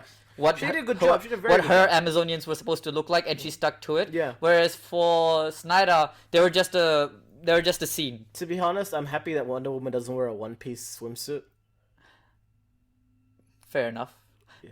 Fair enough. I couldn't care either way which design they went with, because her suit has changed so much over the Yeah. time, and But her suit is more armor, like more armor. And stuff well, on it's it. very Roman-esque, right? Yeah, yeah. Roman So Greek-esque. I like that Yeah. aesthetic. Like in I the like the cartoons, I aesthetic as get well. it, but like in real life and like you know trying to create that armor for a live-action film, I'm happy they went with something that was like wasn't a swimsuit. Yeah. No, I think everybody prefers this design more than Yeah. the. There's the swimsuit, there's this, and then there's the long pants design that she has, which I don't think anyone likes the long pants design, which was around Rebirth, I think, is when they gave her that, Right. and no one liked it. They were like, "Come on, I like the long pants design. you might be like one of 5 people, so congratulations." I like it when Well- she wears long pants. Well, I think a lot of people just like seeing her long legs.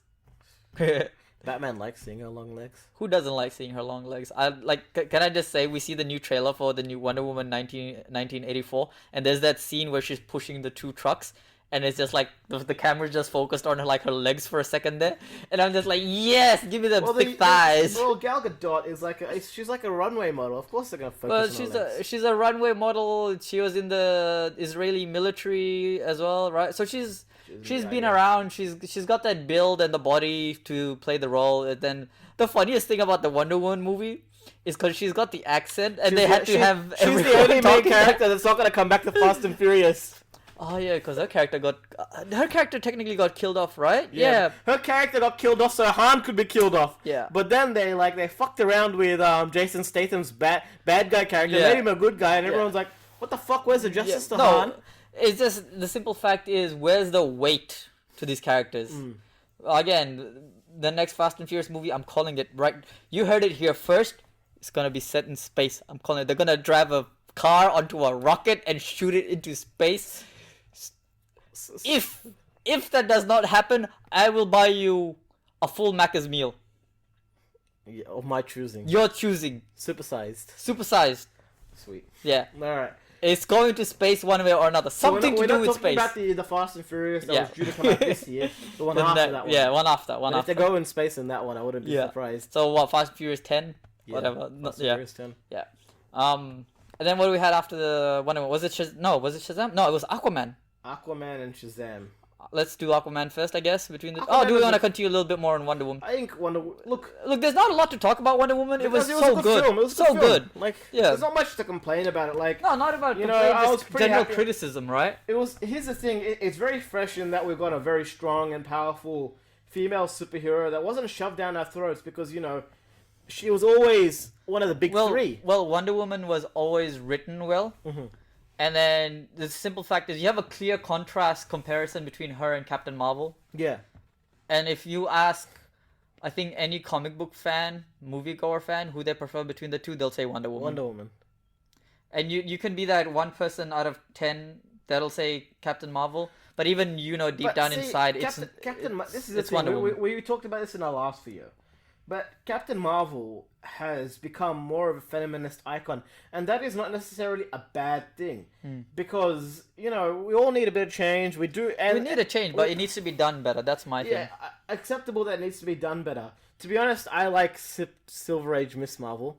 I think everyone prefers that. That's the one she had the black suit on, with the lightning bolt. But that's just like my preference. Well, they had the original character that plays Captain Marvel way back when, right? In the movie. In Age of Ultron? No.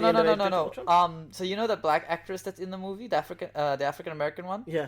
The one that's her friend. Mm-hmm. The character that she plays in the comics is the actual original Captain Marvel. You're kidding? No, I'm genuinely honest. Look, if you look up the name and then you look up that character, or I think it's her daughter. Either way, so they had the actual original Captain Marvel in the movie. I thought Carol Danvers was always Captain Marvel. No. So long before that, before Carol Danvers got that name, there was another Captain Marvel. So Miss Marvel.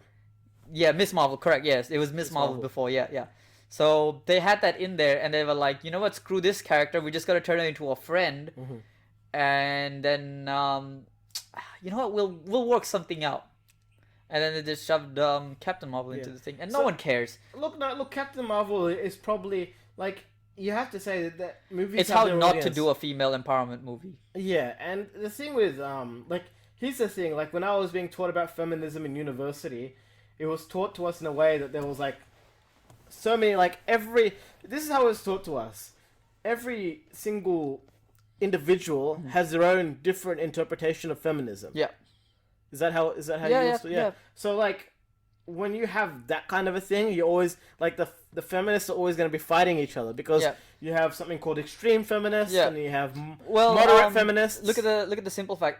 Emma Watson was named the UN feminist representative. Right. Representative for feminism, and she put out a statement ages ago. This is years ago. Yeah.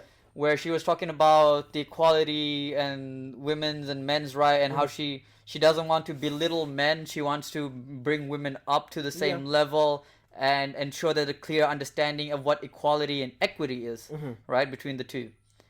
And feminists lost their shit over it because they were like, you're not a feminist, you're on the men's side. Right. And then, but the whole statement, the overall statement is, about working together for equality, but they don't want equality. So and then at that point, Emma some of them, Watson it's just views. Everyone's entitled to their own viewpoint. Exactly. But like that's the when thing, I, when I right? You was can never reading- please everybody. When I was reading the journal articles on like the different types of feminism and everything, it like when I read about it, there was a lack of unity there. Clearly. And when you don't have a lack of unity on a movement, it's gonna hurt that movement in the long run, and even in the short run, because you need to be united in a goal to move something forward, and that's what. I know this is like a shallow example, but that's what the MCU is about. Like, they moved towards a certain goal, and they achieved it. They achieved it, and then they tried to do the feminist thing at the same time, and... Well, they shoehorned that in towards the end. It didn't work, whereas DC gave us Wonder Woman, and it did work for them because it grossed $1 billion. It grossed $1 billion if you stick it in between the biggest movie of all time. I still don't understand how it grossed $1 billion because like the YouTube stats were abhorrent. Yeah, look again. It doesn't make any sense, but I always say, look, it was stuck between the two biggest movies of all time. It's gonna gross $1 billion, especially when they marketed it as having such critical information on how they're gonna defeat Thanos. It didn't have any information. It had nothing. It ended up having nothing. It was ridiculous. It was so it grossed $1.128 billion. 1.1 billion. Just say 1.1, because like the 2.8, what's that to $1 billion? The 23rd highest grossing film of all time. Yeah, there you go. Surprise! How much did Wonder Woman make? I think it cracked $1 billion too. Look at Wonder Woman. But they actually they kind of stopped the user reviews on that. Well, they also deleted a whole bunch of reviews that was on Rotten Tomatoes. Yeah. That was a clear thing that showed, like, people had taken screenshots of this and showed, oh, look at all the reviews that got deleted. Mm-hmm. And I know it's a fact because I left a review on there as well, because I watched it.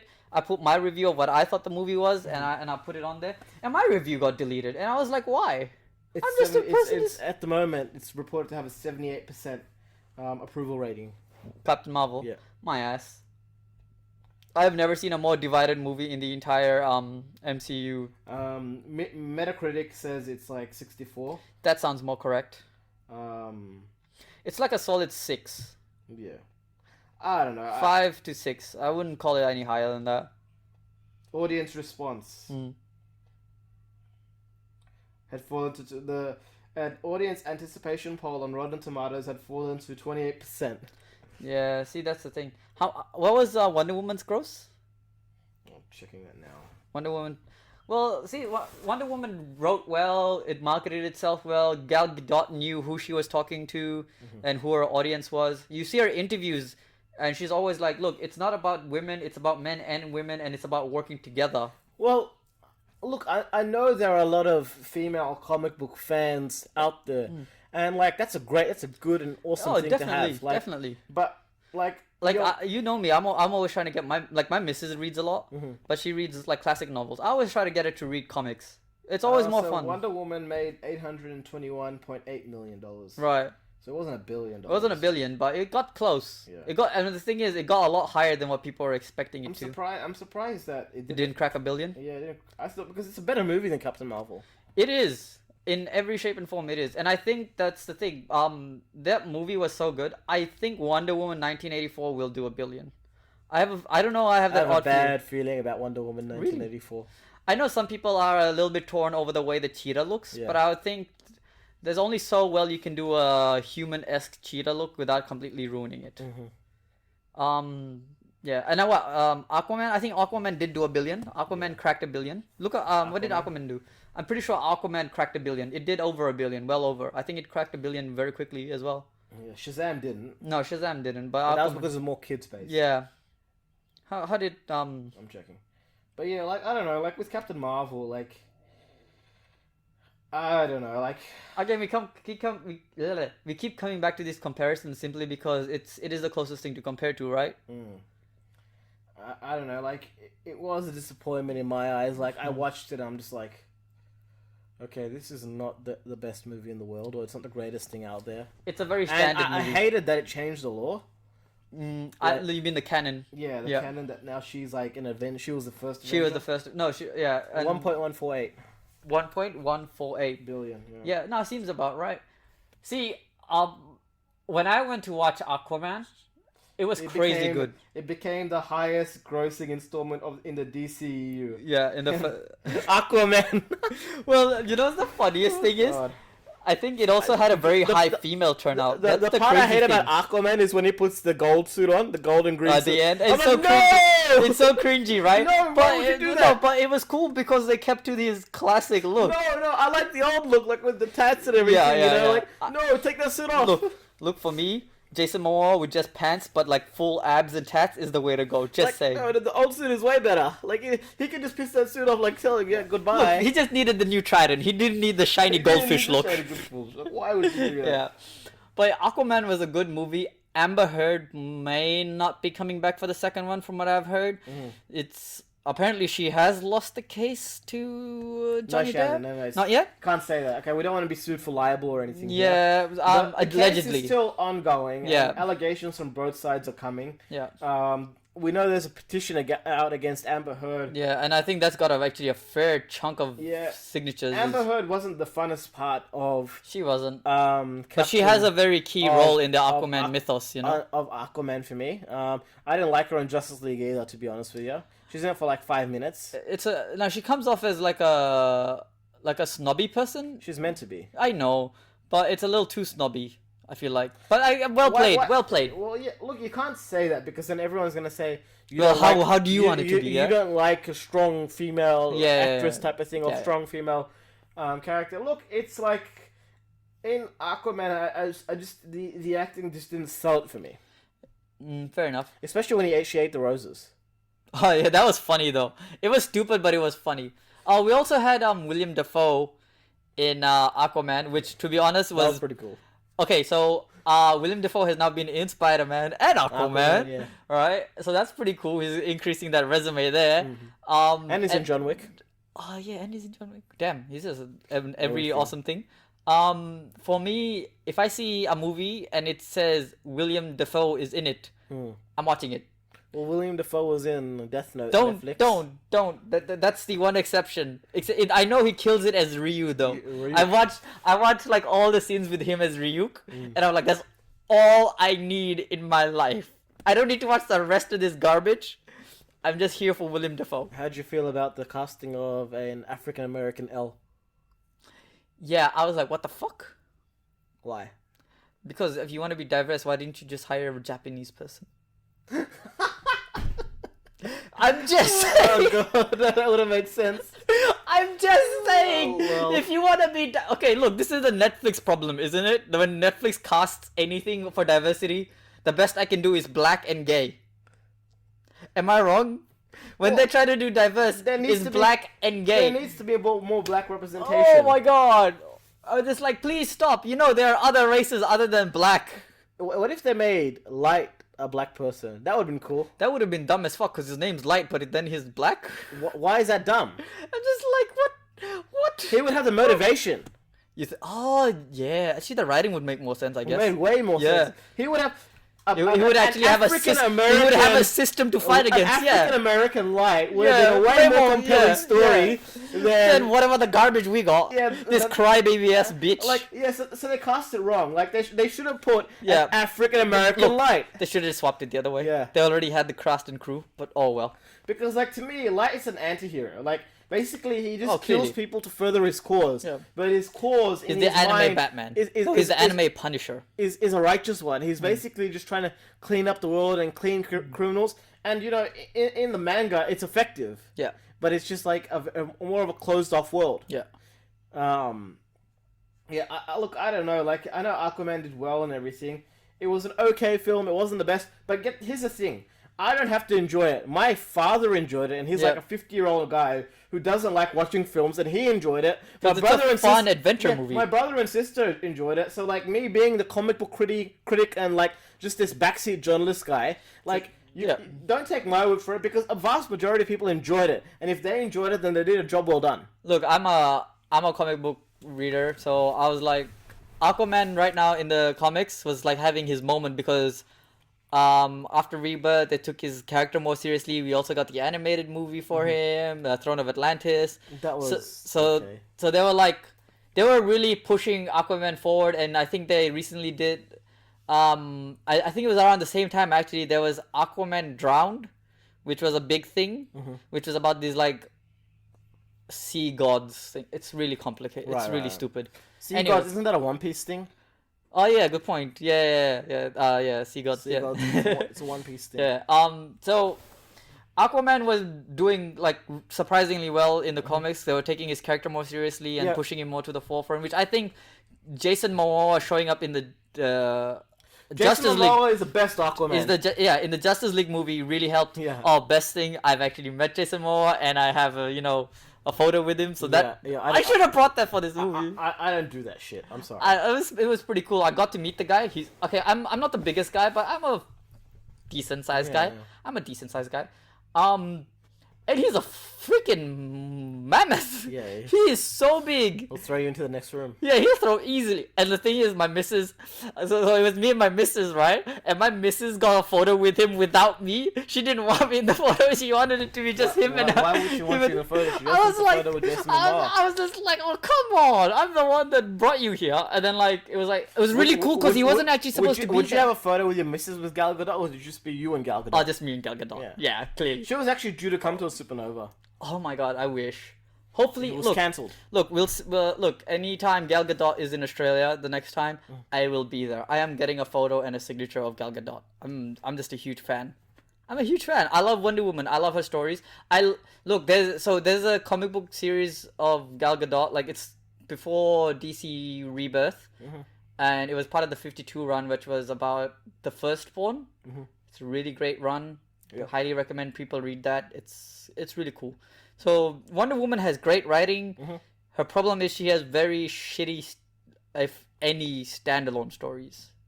Well, when you think about Wonder Woman, the thing I think about Wonder Woman is that she doesn't have a villain that enhances her character. So you have Superman and Lex Luthor. Yeah. You have Batman and the Joker. Yeah. You have Wonder Woman and who? You could say Cheetah or Ares. But Cheetah is not the equal. That's the problem, right? Okay, so that's where the Firstborn was supposed to come in. So when this Firstborn was supposed to be like this new, like even Dick Grayson, you do realize he's got his own nemesis. Guess what the guy's name is? Blockbuster. Really? Yeah. He's got his own nemesis in Bloodhaven, like this guy he fights, and it's basically like. Let me get this right. Nightwing's main villain is an out of business movie rental. Blockbuster is Nightwing's main villain, so you need to have that there. I know she's got Cheetah there, but Cheetah doesn't enhance her. Well, she's a much better hero. Cheetah's just an old classic. I have Wonder Woman's, I think, I don't know if it's the 70th anniversary collection, where it's just a collection of her greatest stories. Yeah. And I have them all at home, and I read it. It was pretty cool. It was pretty fun, and But who is it? Because no one comes to mind that can. No.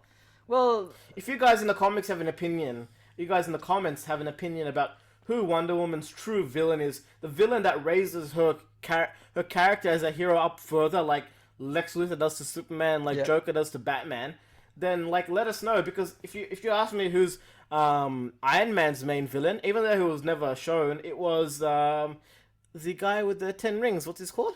Oh, the Mandarin. The Mandarin. Yeah. And Captain America has the Red Skull. The Red Skull. Yep. The Hulk has Wolverine. Wolverine. Well, no, we have Abomination. Abomination too. Like the Hulk has Abomination, and he's got the I think this guy is it the Thinker. Oh yeah, the Thinker. Yeah, the Thinker as well. Yeah. So he's got those two villains. Well, I think in more recent time, the Hulk's biggest pain in the ass is the Maestro. And then Aquaman has the Ocean Master. Ocean Master and Black Manta. He's got Black Manta. Here's the thing: the two of them together are like. And Flash, Reverse Flash. Flash for Flash, the best villain for Flash is Captain Boomerang, and I don't care what people say. Captain Boomerang is the best villain, alright? Especially from the looks of it in the new Suicide game, he might actually have some of Flash's powers. Yeah. And I was just like, what else, bro? I'm all for this. It's Captain Boomerang. Let's go. If I get to beat up people using boomerangs, I'm down. I'm so down. because I can, What did you think about Jai Courtney's Captain Boomerang? I love that. Especially the whole unicorn thing is funny as shit. And the fact that it was like just drinking beer like an Aussie. He's awesome, and he's coming back for the Suicide sequel. Sequel. So Well, and we're also getting John Cena, which is weird. Screen Junkies. Yeah. And they were like, stop making Jai Courtney try to happen because it's not gonna happen. Look, he's not gonna happen, but he happened for me as Captain Boomerang. Boomerang, Everything else, no, thank you. I mean, like in that Terminator, what was it? Genesis. Was it Genesis? Yeah, the one? Genesis. Yeah. Was it Genesis? Genesis. No. Was it? Genesis. Fuck, I thought Genesis was the one with Christian Bale. No, that's Salvation. Is that Salvation? Yeah. Okay. Anyway, that's horrible Salvation movie. has Bryce Dallas Howard in it. Does it? Yeah. Shit. She's quite I love Bryce pretty Dallas Howard. Can I just say? in Salvation. She's Like, very I pretty know- in I like- Salvation.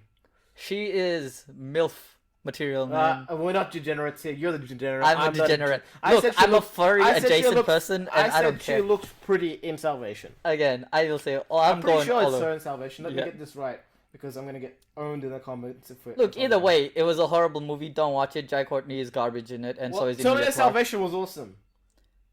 For me. But Genesis, sorry. That was the Genesis. first one I No, watched Genesis seriously. is the one. Is the one I'm at.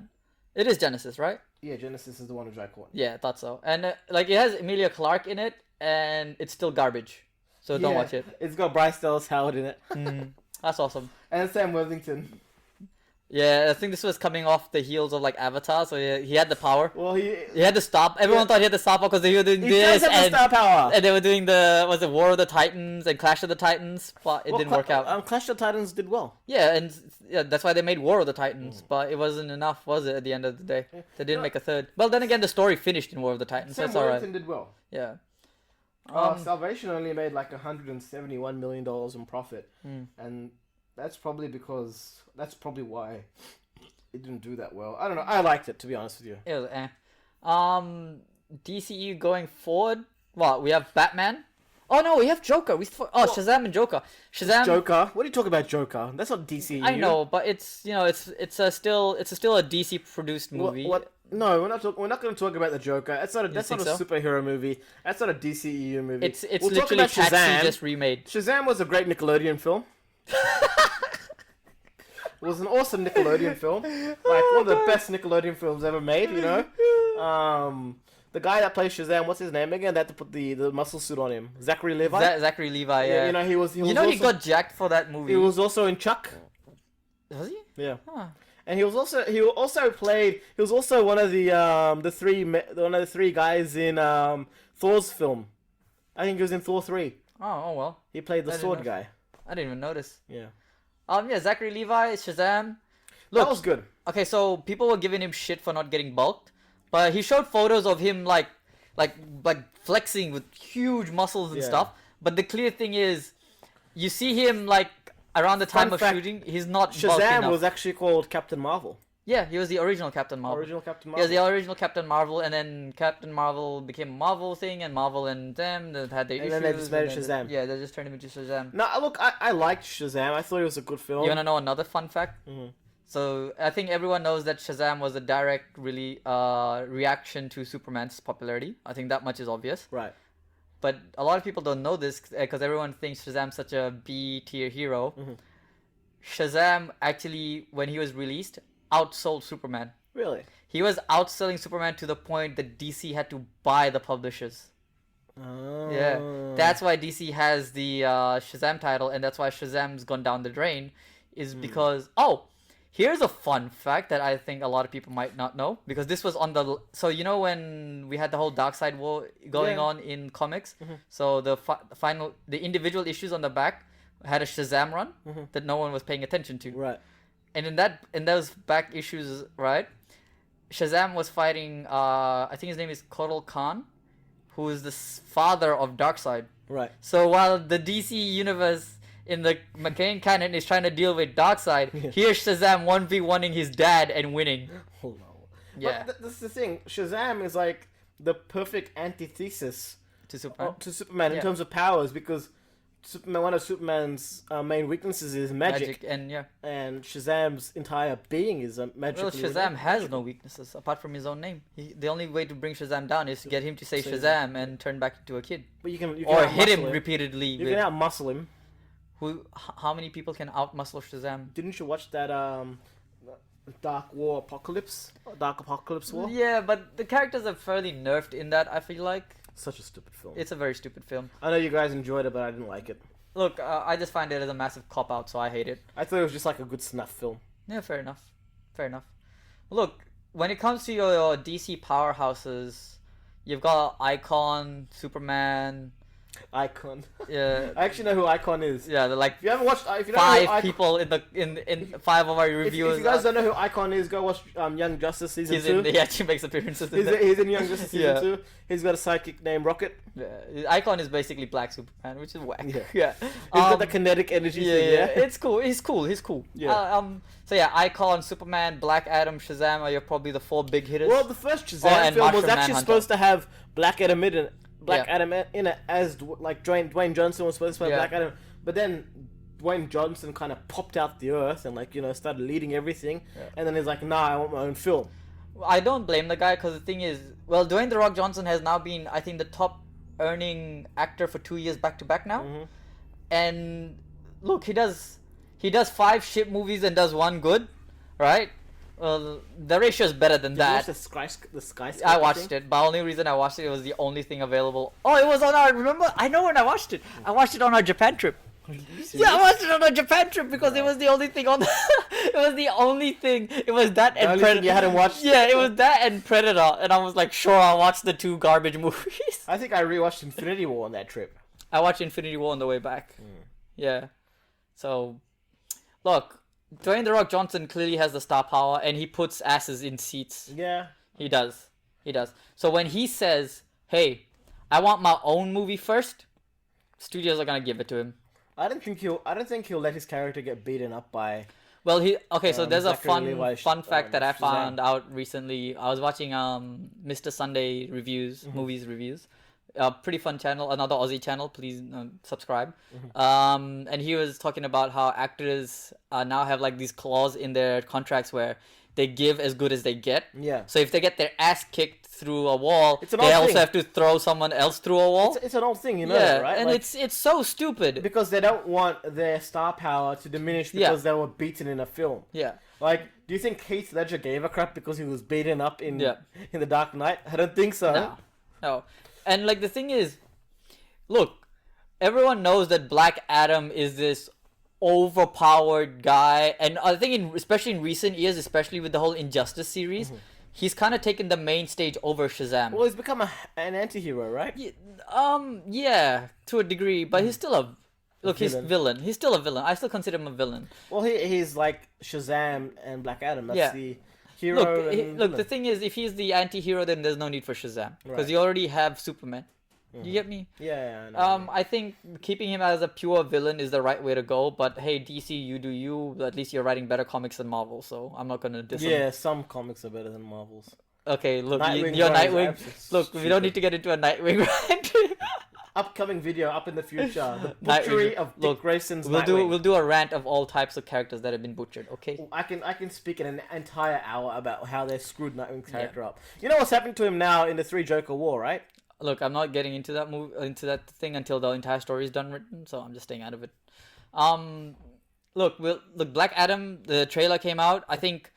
It's not a trailer though. It's like a CGI It's a teaser. bullshit. It's a teaser. I think Dwayne The Rock Johnson understands the character, Yeah. the way it's supposed to be going. So it's quite interesting in that little mini trailer. Yeah. And we've also got the Batman, which is interesting from the looks of it. For a moment, when I saw the Batman trailer come out, I thought we were gonna do Hush because of the guy.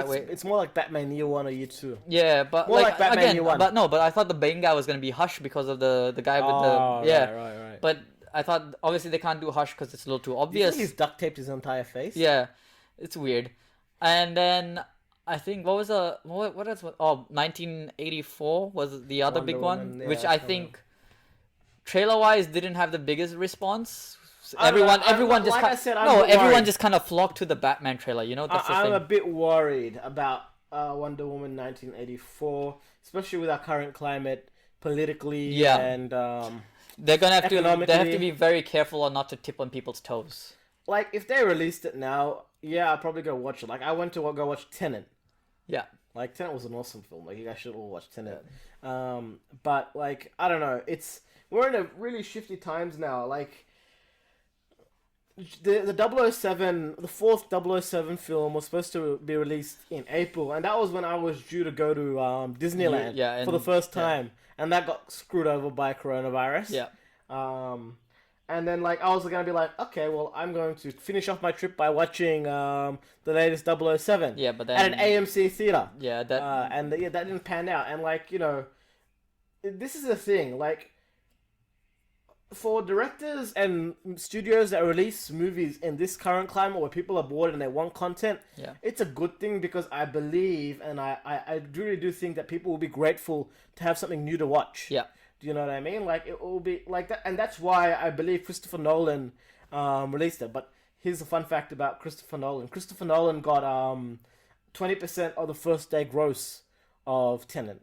Yeah, I remember that. I saw that on the thing. I think his thing was he gets, I think, 20 million and 20% or something.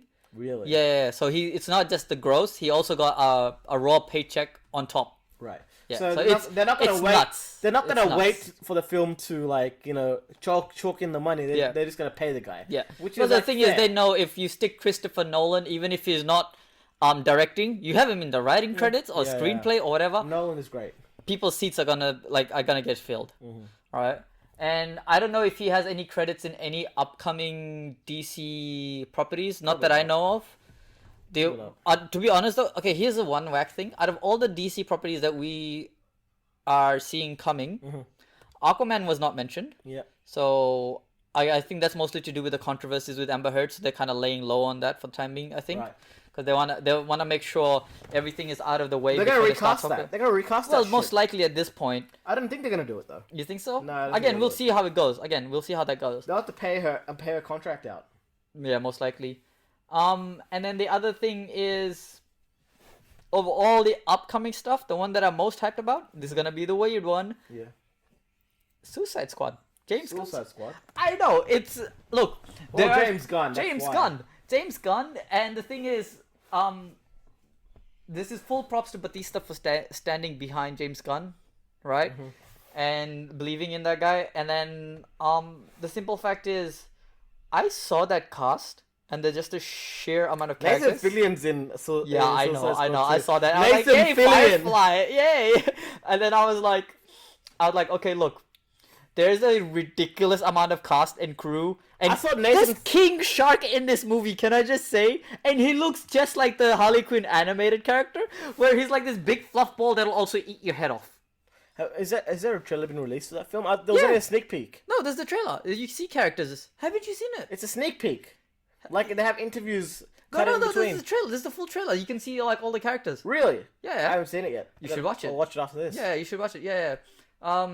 Yeah. So there's the interview one where like it's just them sitting and like maybe a picture or something in the back. Yeah. And then there's like a trailer as well. The guy in the Dark Knight. You know the guy that Harvey Dent puts in the ambulance in the Dark Knight is also in it. What? Yeah. So like in the Dark Knight film, right? Christopher Nolan's Dark Knight film, Harvey Dent grabs one of the guys, grabs one of the crazy people and puts him in the ambulance and drives off. Yeah. And then he's flipping the coin whether you should shoot him or not. Yeah. That guy is in the Suicide Squad. Yeah, as a main character. Well, see, here's the thing. Again, James Gunn. Again, I don't know if he's referencing these things or if he's like trying to like weave things in, but I think he's going to do a really good job.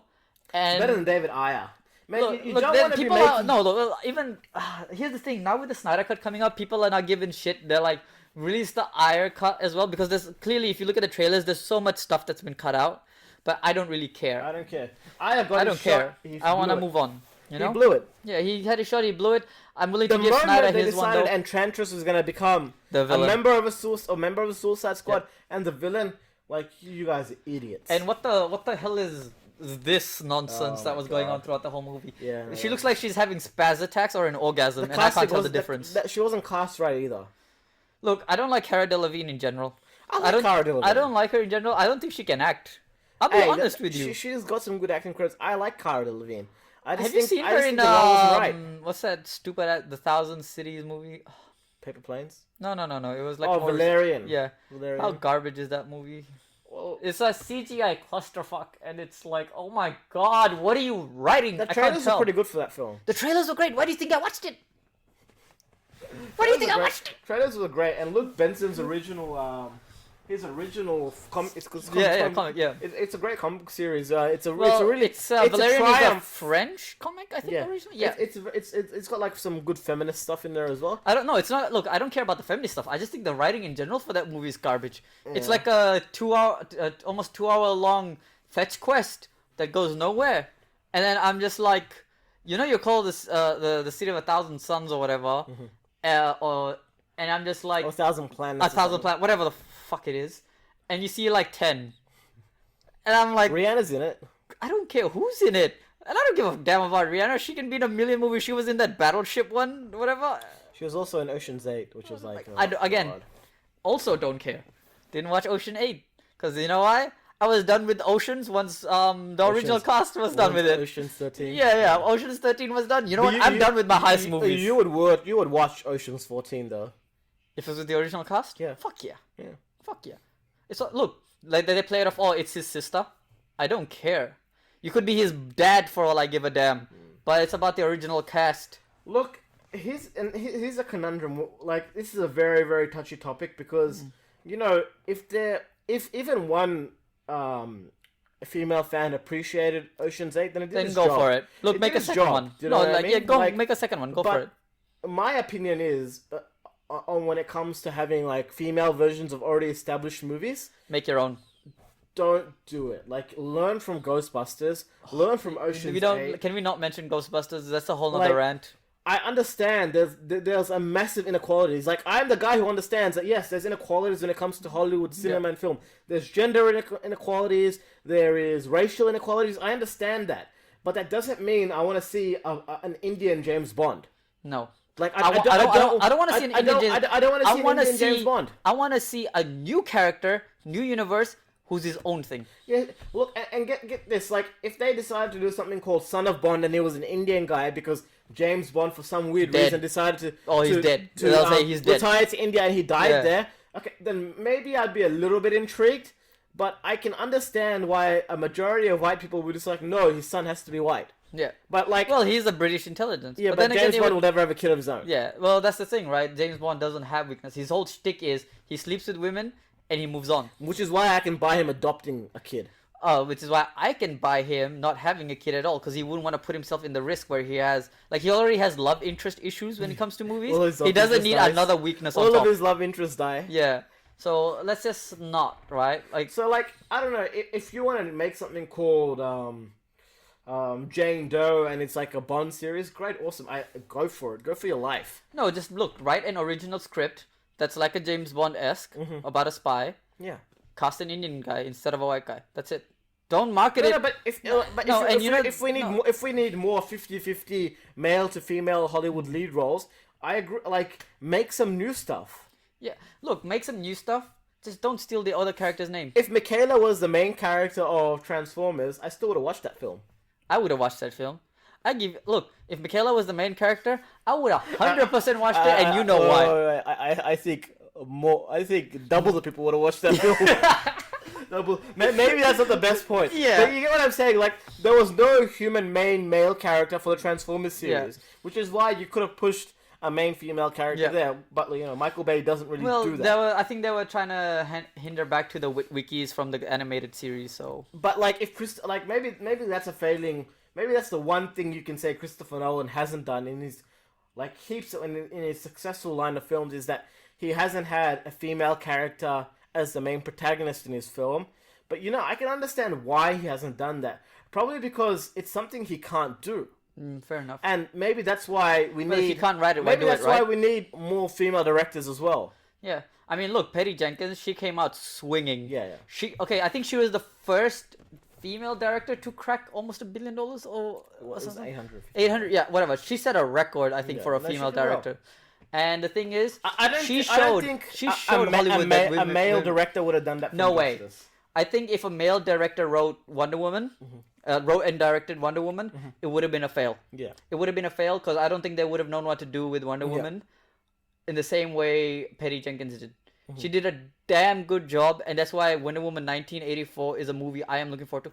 Slight problem that I am starting to now have with a lot of comic book movies is the spoiler problem with their figures. So let me explain something. Right. This is gonna be a very left field, but all future movies to do with superheroes, stay away from figures, pre-orders, and things like that, because they spoil the movie before even the trailer comes out. It's merchandising. No. Here's my issue. So you know, Infinity War.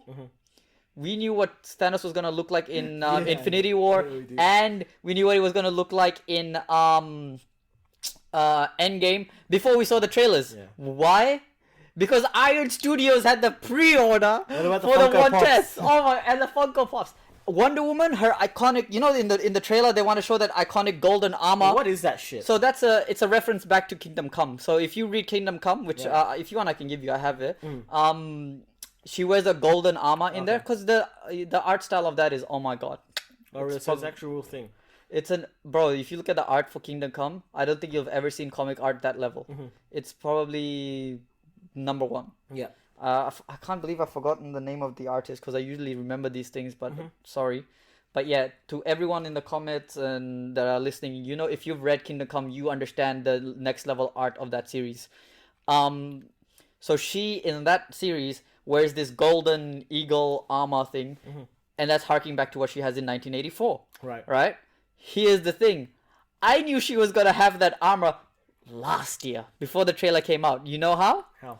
Iron Studios pre-order 1/10 scale Wonder Woman. It's got the armor in full motion, wings, lasso and all.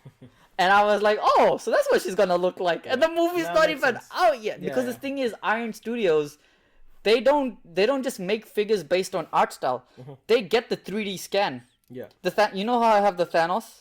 That's a 3D scan from the movie model. Right. That's why it's so accurate. Yeah. That's the thing with their You've one got a dark side as well, right? Yeah, but the dark side I have is a Diamond Select Gallery series. Yeah, that's more animated style anyway, which I prefer. Yeah, look, I don't know. Like, again, 1984, I'm a bit worried. Hopefully it's fine. Like, hopefully there's nothing to worry about. And it'll be a I great think film. it'll gross $1 billion. I hope it really does, because I would love.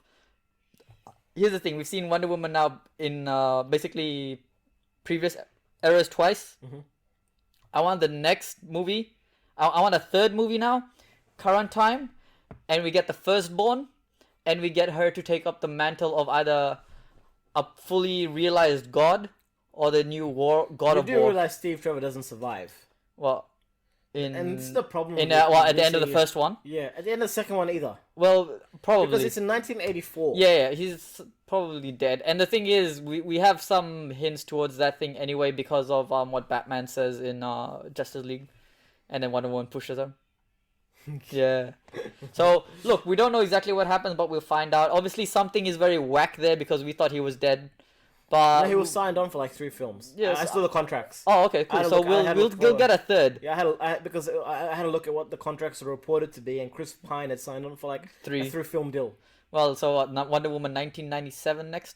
Ah, knows? I don't care. Who knows? I'll still be there to watch it. So, yeah.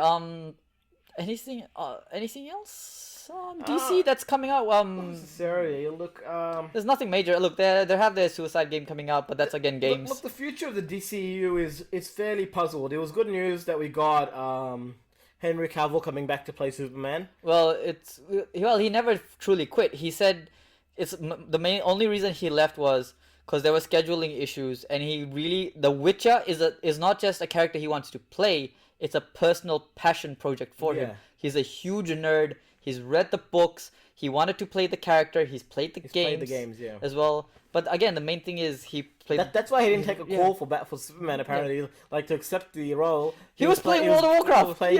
He was in the middle of a raid and he almost missed it. It was the funniest thing I've ever seen, and I was like, okay. But yeah, like I don't know, like hopefully, like I don't know. To be honest, I feel Batfleck was the wrong Batman for a Batman franchise. I think Batfleck is. He's too old. I like the old though. I like the greediness. Well, we know where he's gonna go. We know who's the guy who's gonna die. If he dies, he dies. It's fine. I'll move on. This is not Rocky 4. Fair enough. But like for me, the thing with Batfleck is I like the grittiness. I like the action. Here's my thing that I don't think anyone else really cares about. But I like the bulk build that he brings because it looks so much like Frank Miller's Batman. Because the thing is, now it makes sense why Batman can fight the way he can because he is truly peak human physique. Whereas other Batmans we get are they're bulky, but they're not like that bulky. And I like it. Well, that's kind of like the whole Bruce Lee thing. You know, Bruce Lee wasn't like the biggest guy. Yeah, on Earth, but he was whatever was there was definitely like steel. It was effective. Yeah, it was effective in what it was doing. Apparently, when Bruce Lee opened up, like when he like that famous Cobra scene. Yeah, when he opened up, like you just see all the muscles and everything that's being compressed inside. Yeah. It's like, okay, you don't want to mess with this dude. Yeah. But like I don't know, with the future of like capping off here, like with the future of DCEU, I think they should release like good films that we haven't seen before. So look, Aquaman wasn't an origin story. Wonder Woman was an origin story, but it wasn't an origin story that we're normally accustomed to. It was different. So yeah, I had that about it. Flash cannot be an origin story. I've had it with origin stories. Yeah. It's got to be fresh. It's got to move it forward. And if they're gonna do a universe, then make sure it's good. Like, take the time. Well, I'm hoping Black Adam isn't a full-on origin story because we already got the Shazam movie. Yeah. And I don't need that rehashed and then just turned into the anti-hero to be honest, I don't even know how Black Adam movie's gonna work. I don't think anybody knows because at this point we don't know if it's a Shazam 2, basically, or this is a Black Adam and Shazam at the end. I think Shazam 2 is its own thing. Again, we'll see how this goes because I think Zachary Levi is slated to be back for a bunch of movies, right? So we'll see the future of this goes. And the thing is, look, if Henry Cavill decides to completely stay out of this, Michael B. Jordan for Superman, that would be cool. But then he's Earth 2 Superman, so please don't, because then it's a whole nother problem, right? But the thing is, you don't need Superman because you have Shazam. Shazam is Superman essentially, but just a kid. Yeah, and it's interesting because I don't think the DCEU is done. I think there's a way forward. I think DCEU is about to hit its biggest stride. Yeah, because Marvel is about to get the frick out of the way. Yeah, I think there's a way forward. They just have to keep going in the direction they're going, giving us like good, well-written stories like Aquaman, like Wonder Woman, like Shazam. Yeah, you get a Wonder Woman 2. Hopefully Flash isn't a misfire. Flash will be a key one. A lot of the future of the DCEU is literally pinned onto that Flash movie. But they can't fucking do time travel, man. Fuck time travel. I hate time travel. Anytime someone uses time travel, I know the writer wrote themselves into a corner. The entire point of Flash is like, he's not going to use it to time travel ever again. Yeah, because he's already broken so many things doing it. He fucked it up the first time. But it wasn't him, apparently. It was... Look, Dr. Manhattan. Look, just let it go. Just let it go. Look, I think we've ranted long enough about DCU and where it's going and everything. Where it's been from here to there, from tangent to there. Yeah. Look, you tell us what you think. Do you think DCEU is coming back with a heavy hit or not? I think it is. You think it is? Yeah. So. But to be honest, if the Batman spawns its own DCEU universe, which it is very capable of doing, Robert Pattinson's only 32 years old, and it spawns off its own thing. Yeah. I'm not unhappy about that. Again, we'll see how it works. Cap it off. Yeah. I think there. Yeah. So like, if you guys like the vid, you don't have to like anything. Just like maybe leave us a comment. If you got anything to improve on, and we can improve on it, we'll improve on it. But like, I can't really improve on this face other than maybe shaving. Beanie's not coming off anytime soon. And yeah, we'll do our best to keep uploading on a bit more of a regular schedule. We're aiming to do 2 vids a week. But like, that's if we have the ability to keep doing that. But if you guys enjoy content like this, let us know. This is aimed to be more of a podcast type thing. But we have future projects in line, which we think will entertain you guys and keep you guys entertained. So yeah, we'll see you in the next one. All right, 2 dudes out. Peace.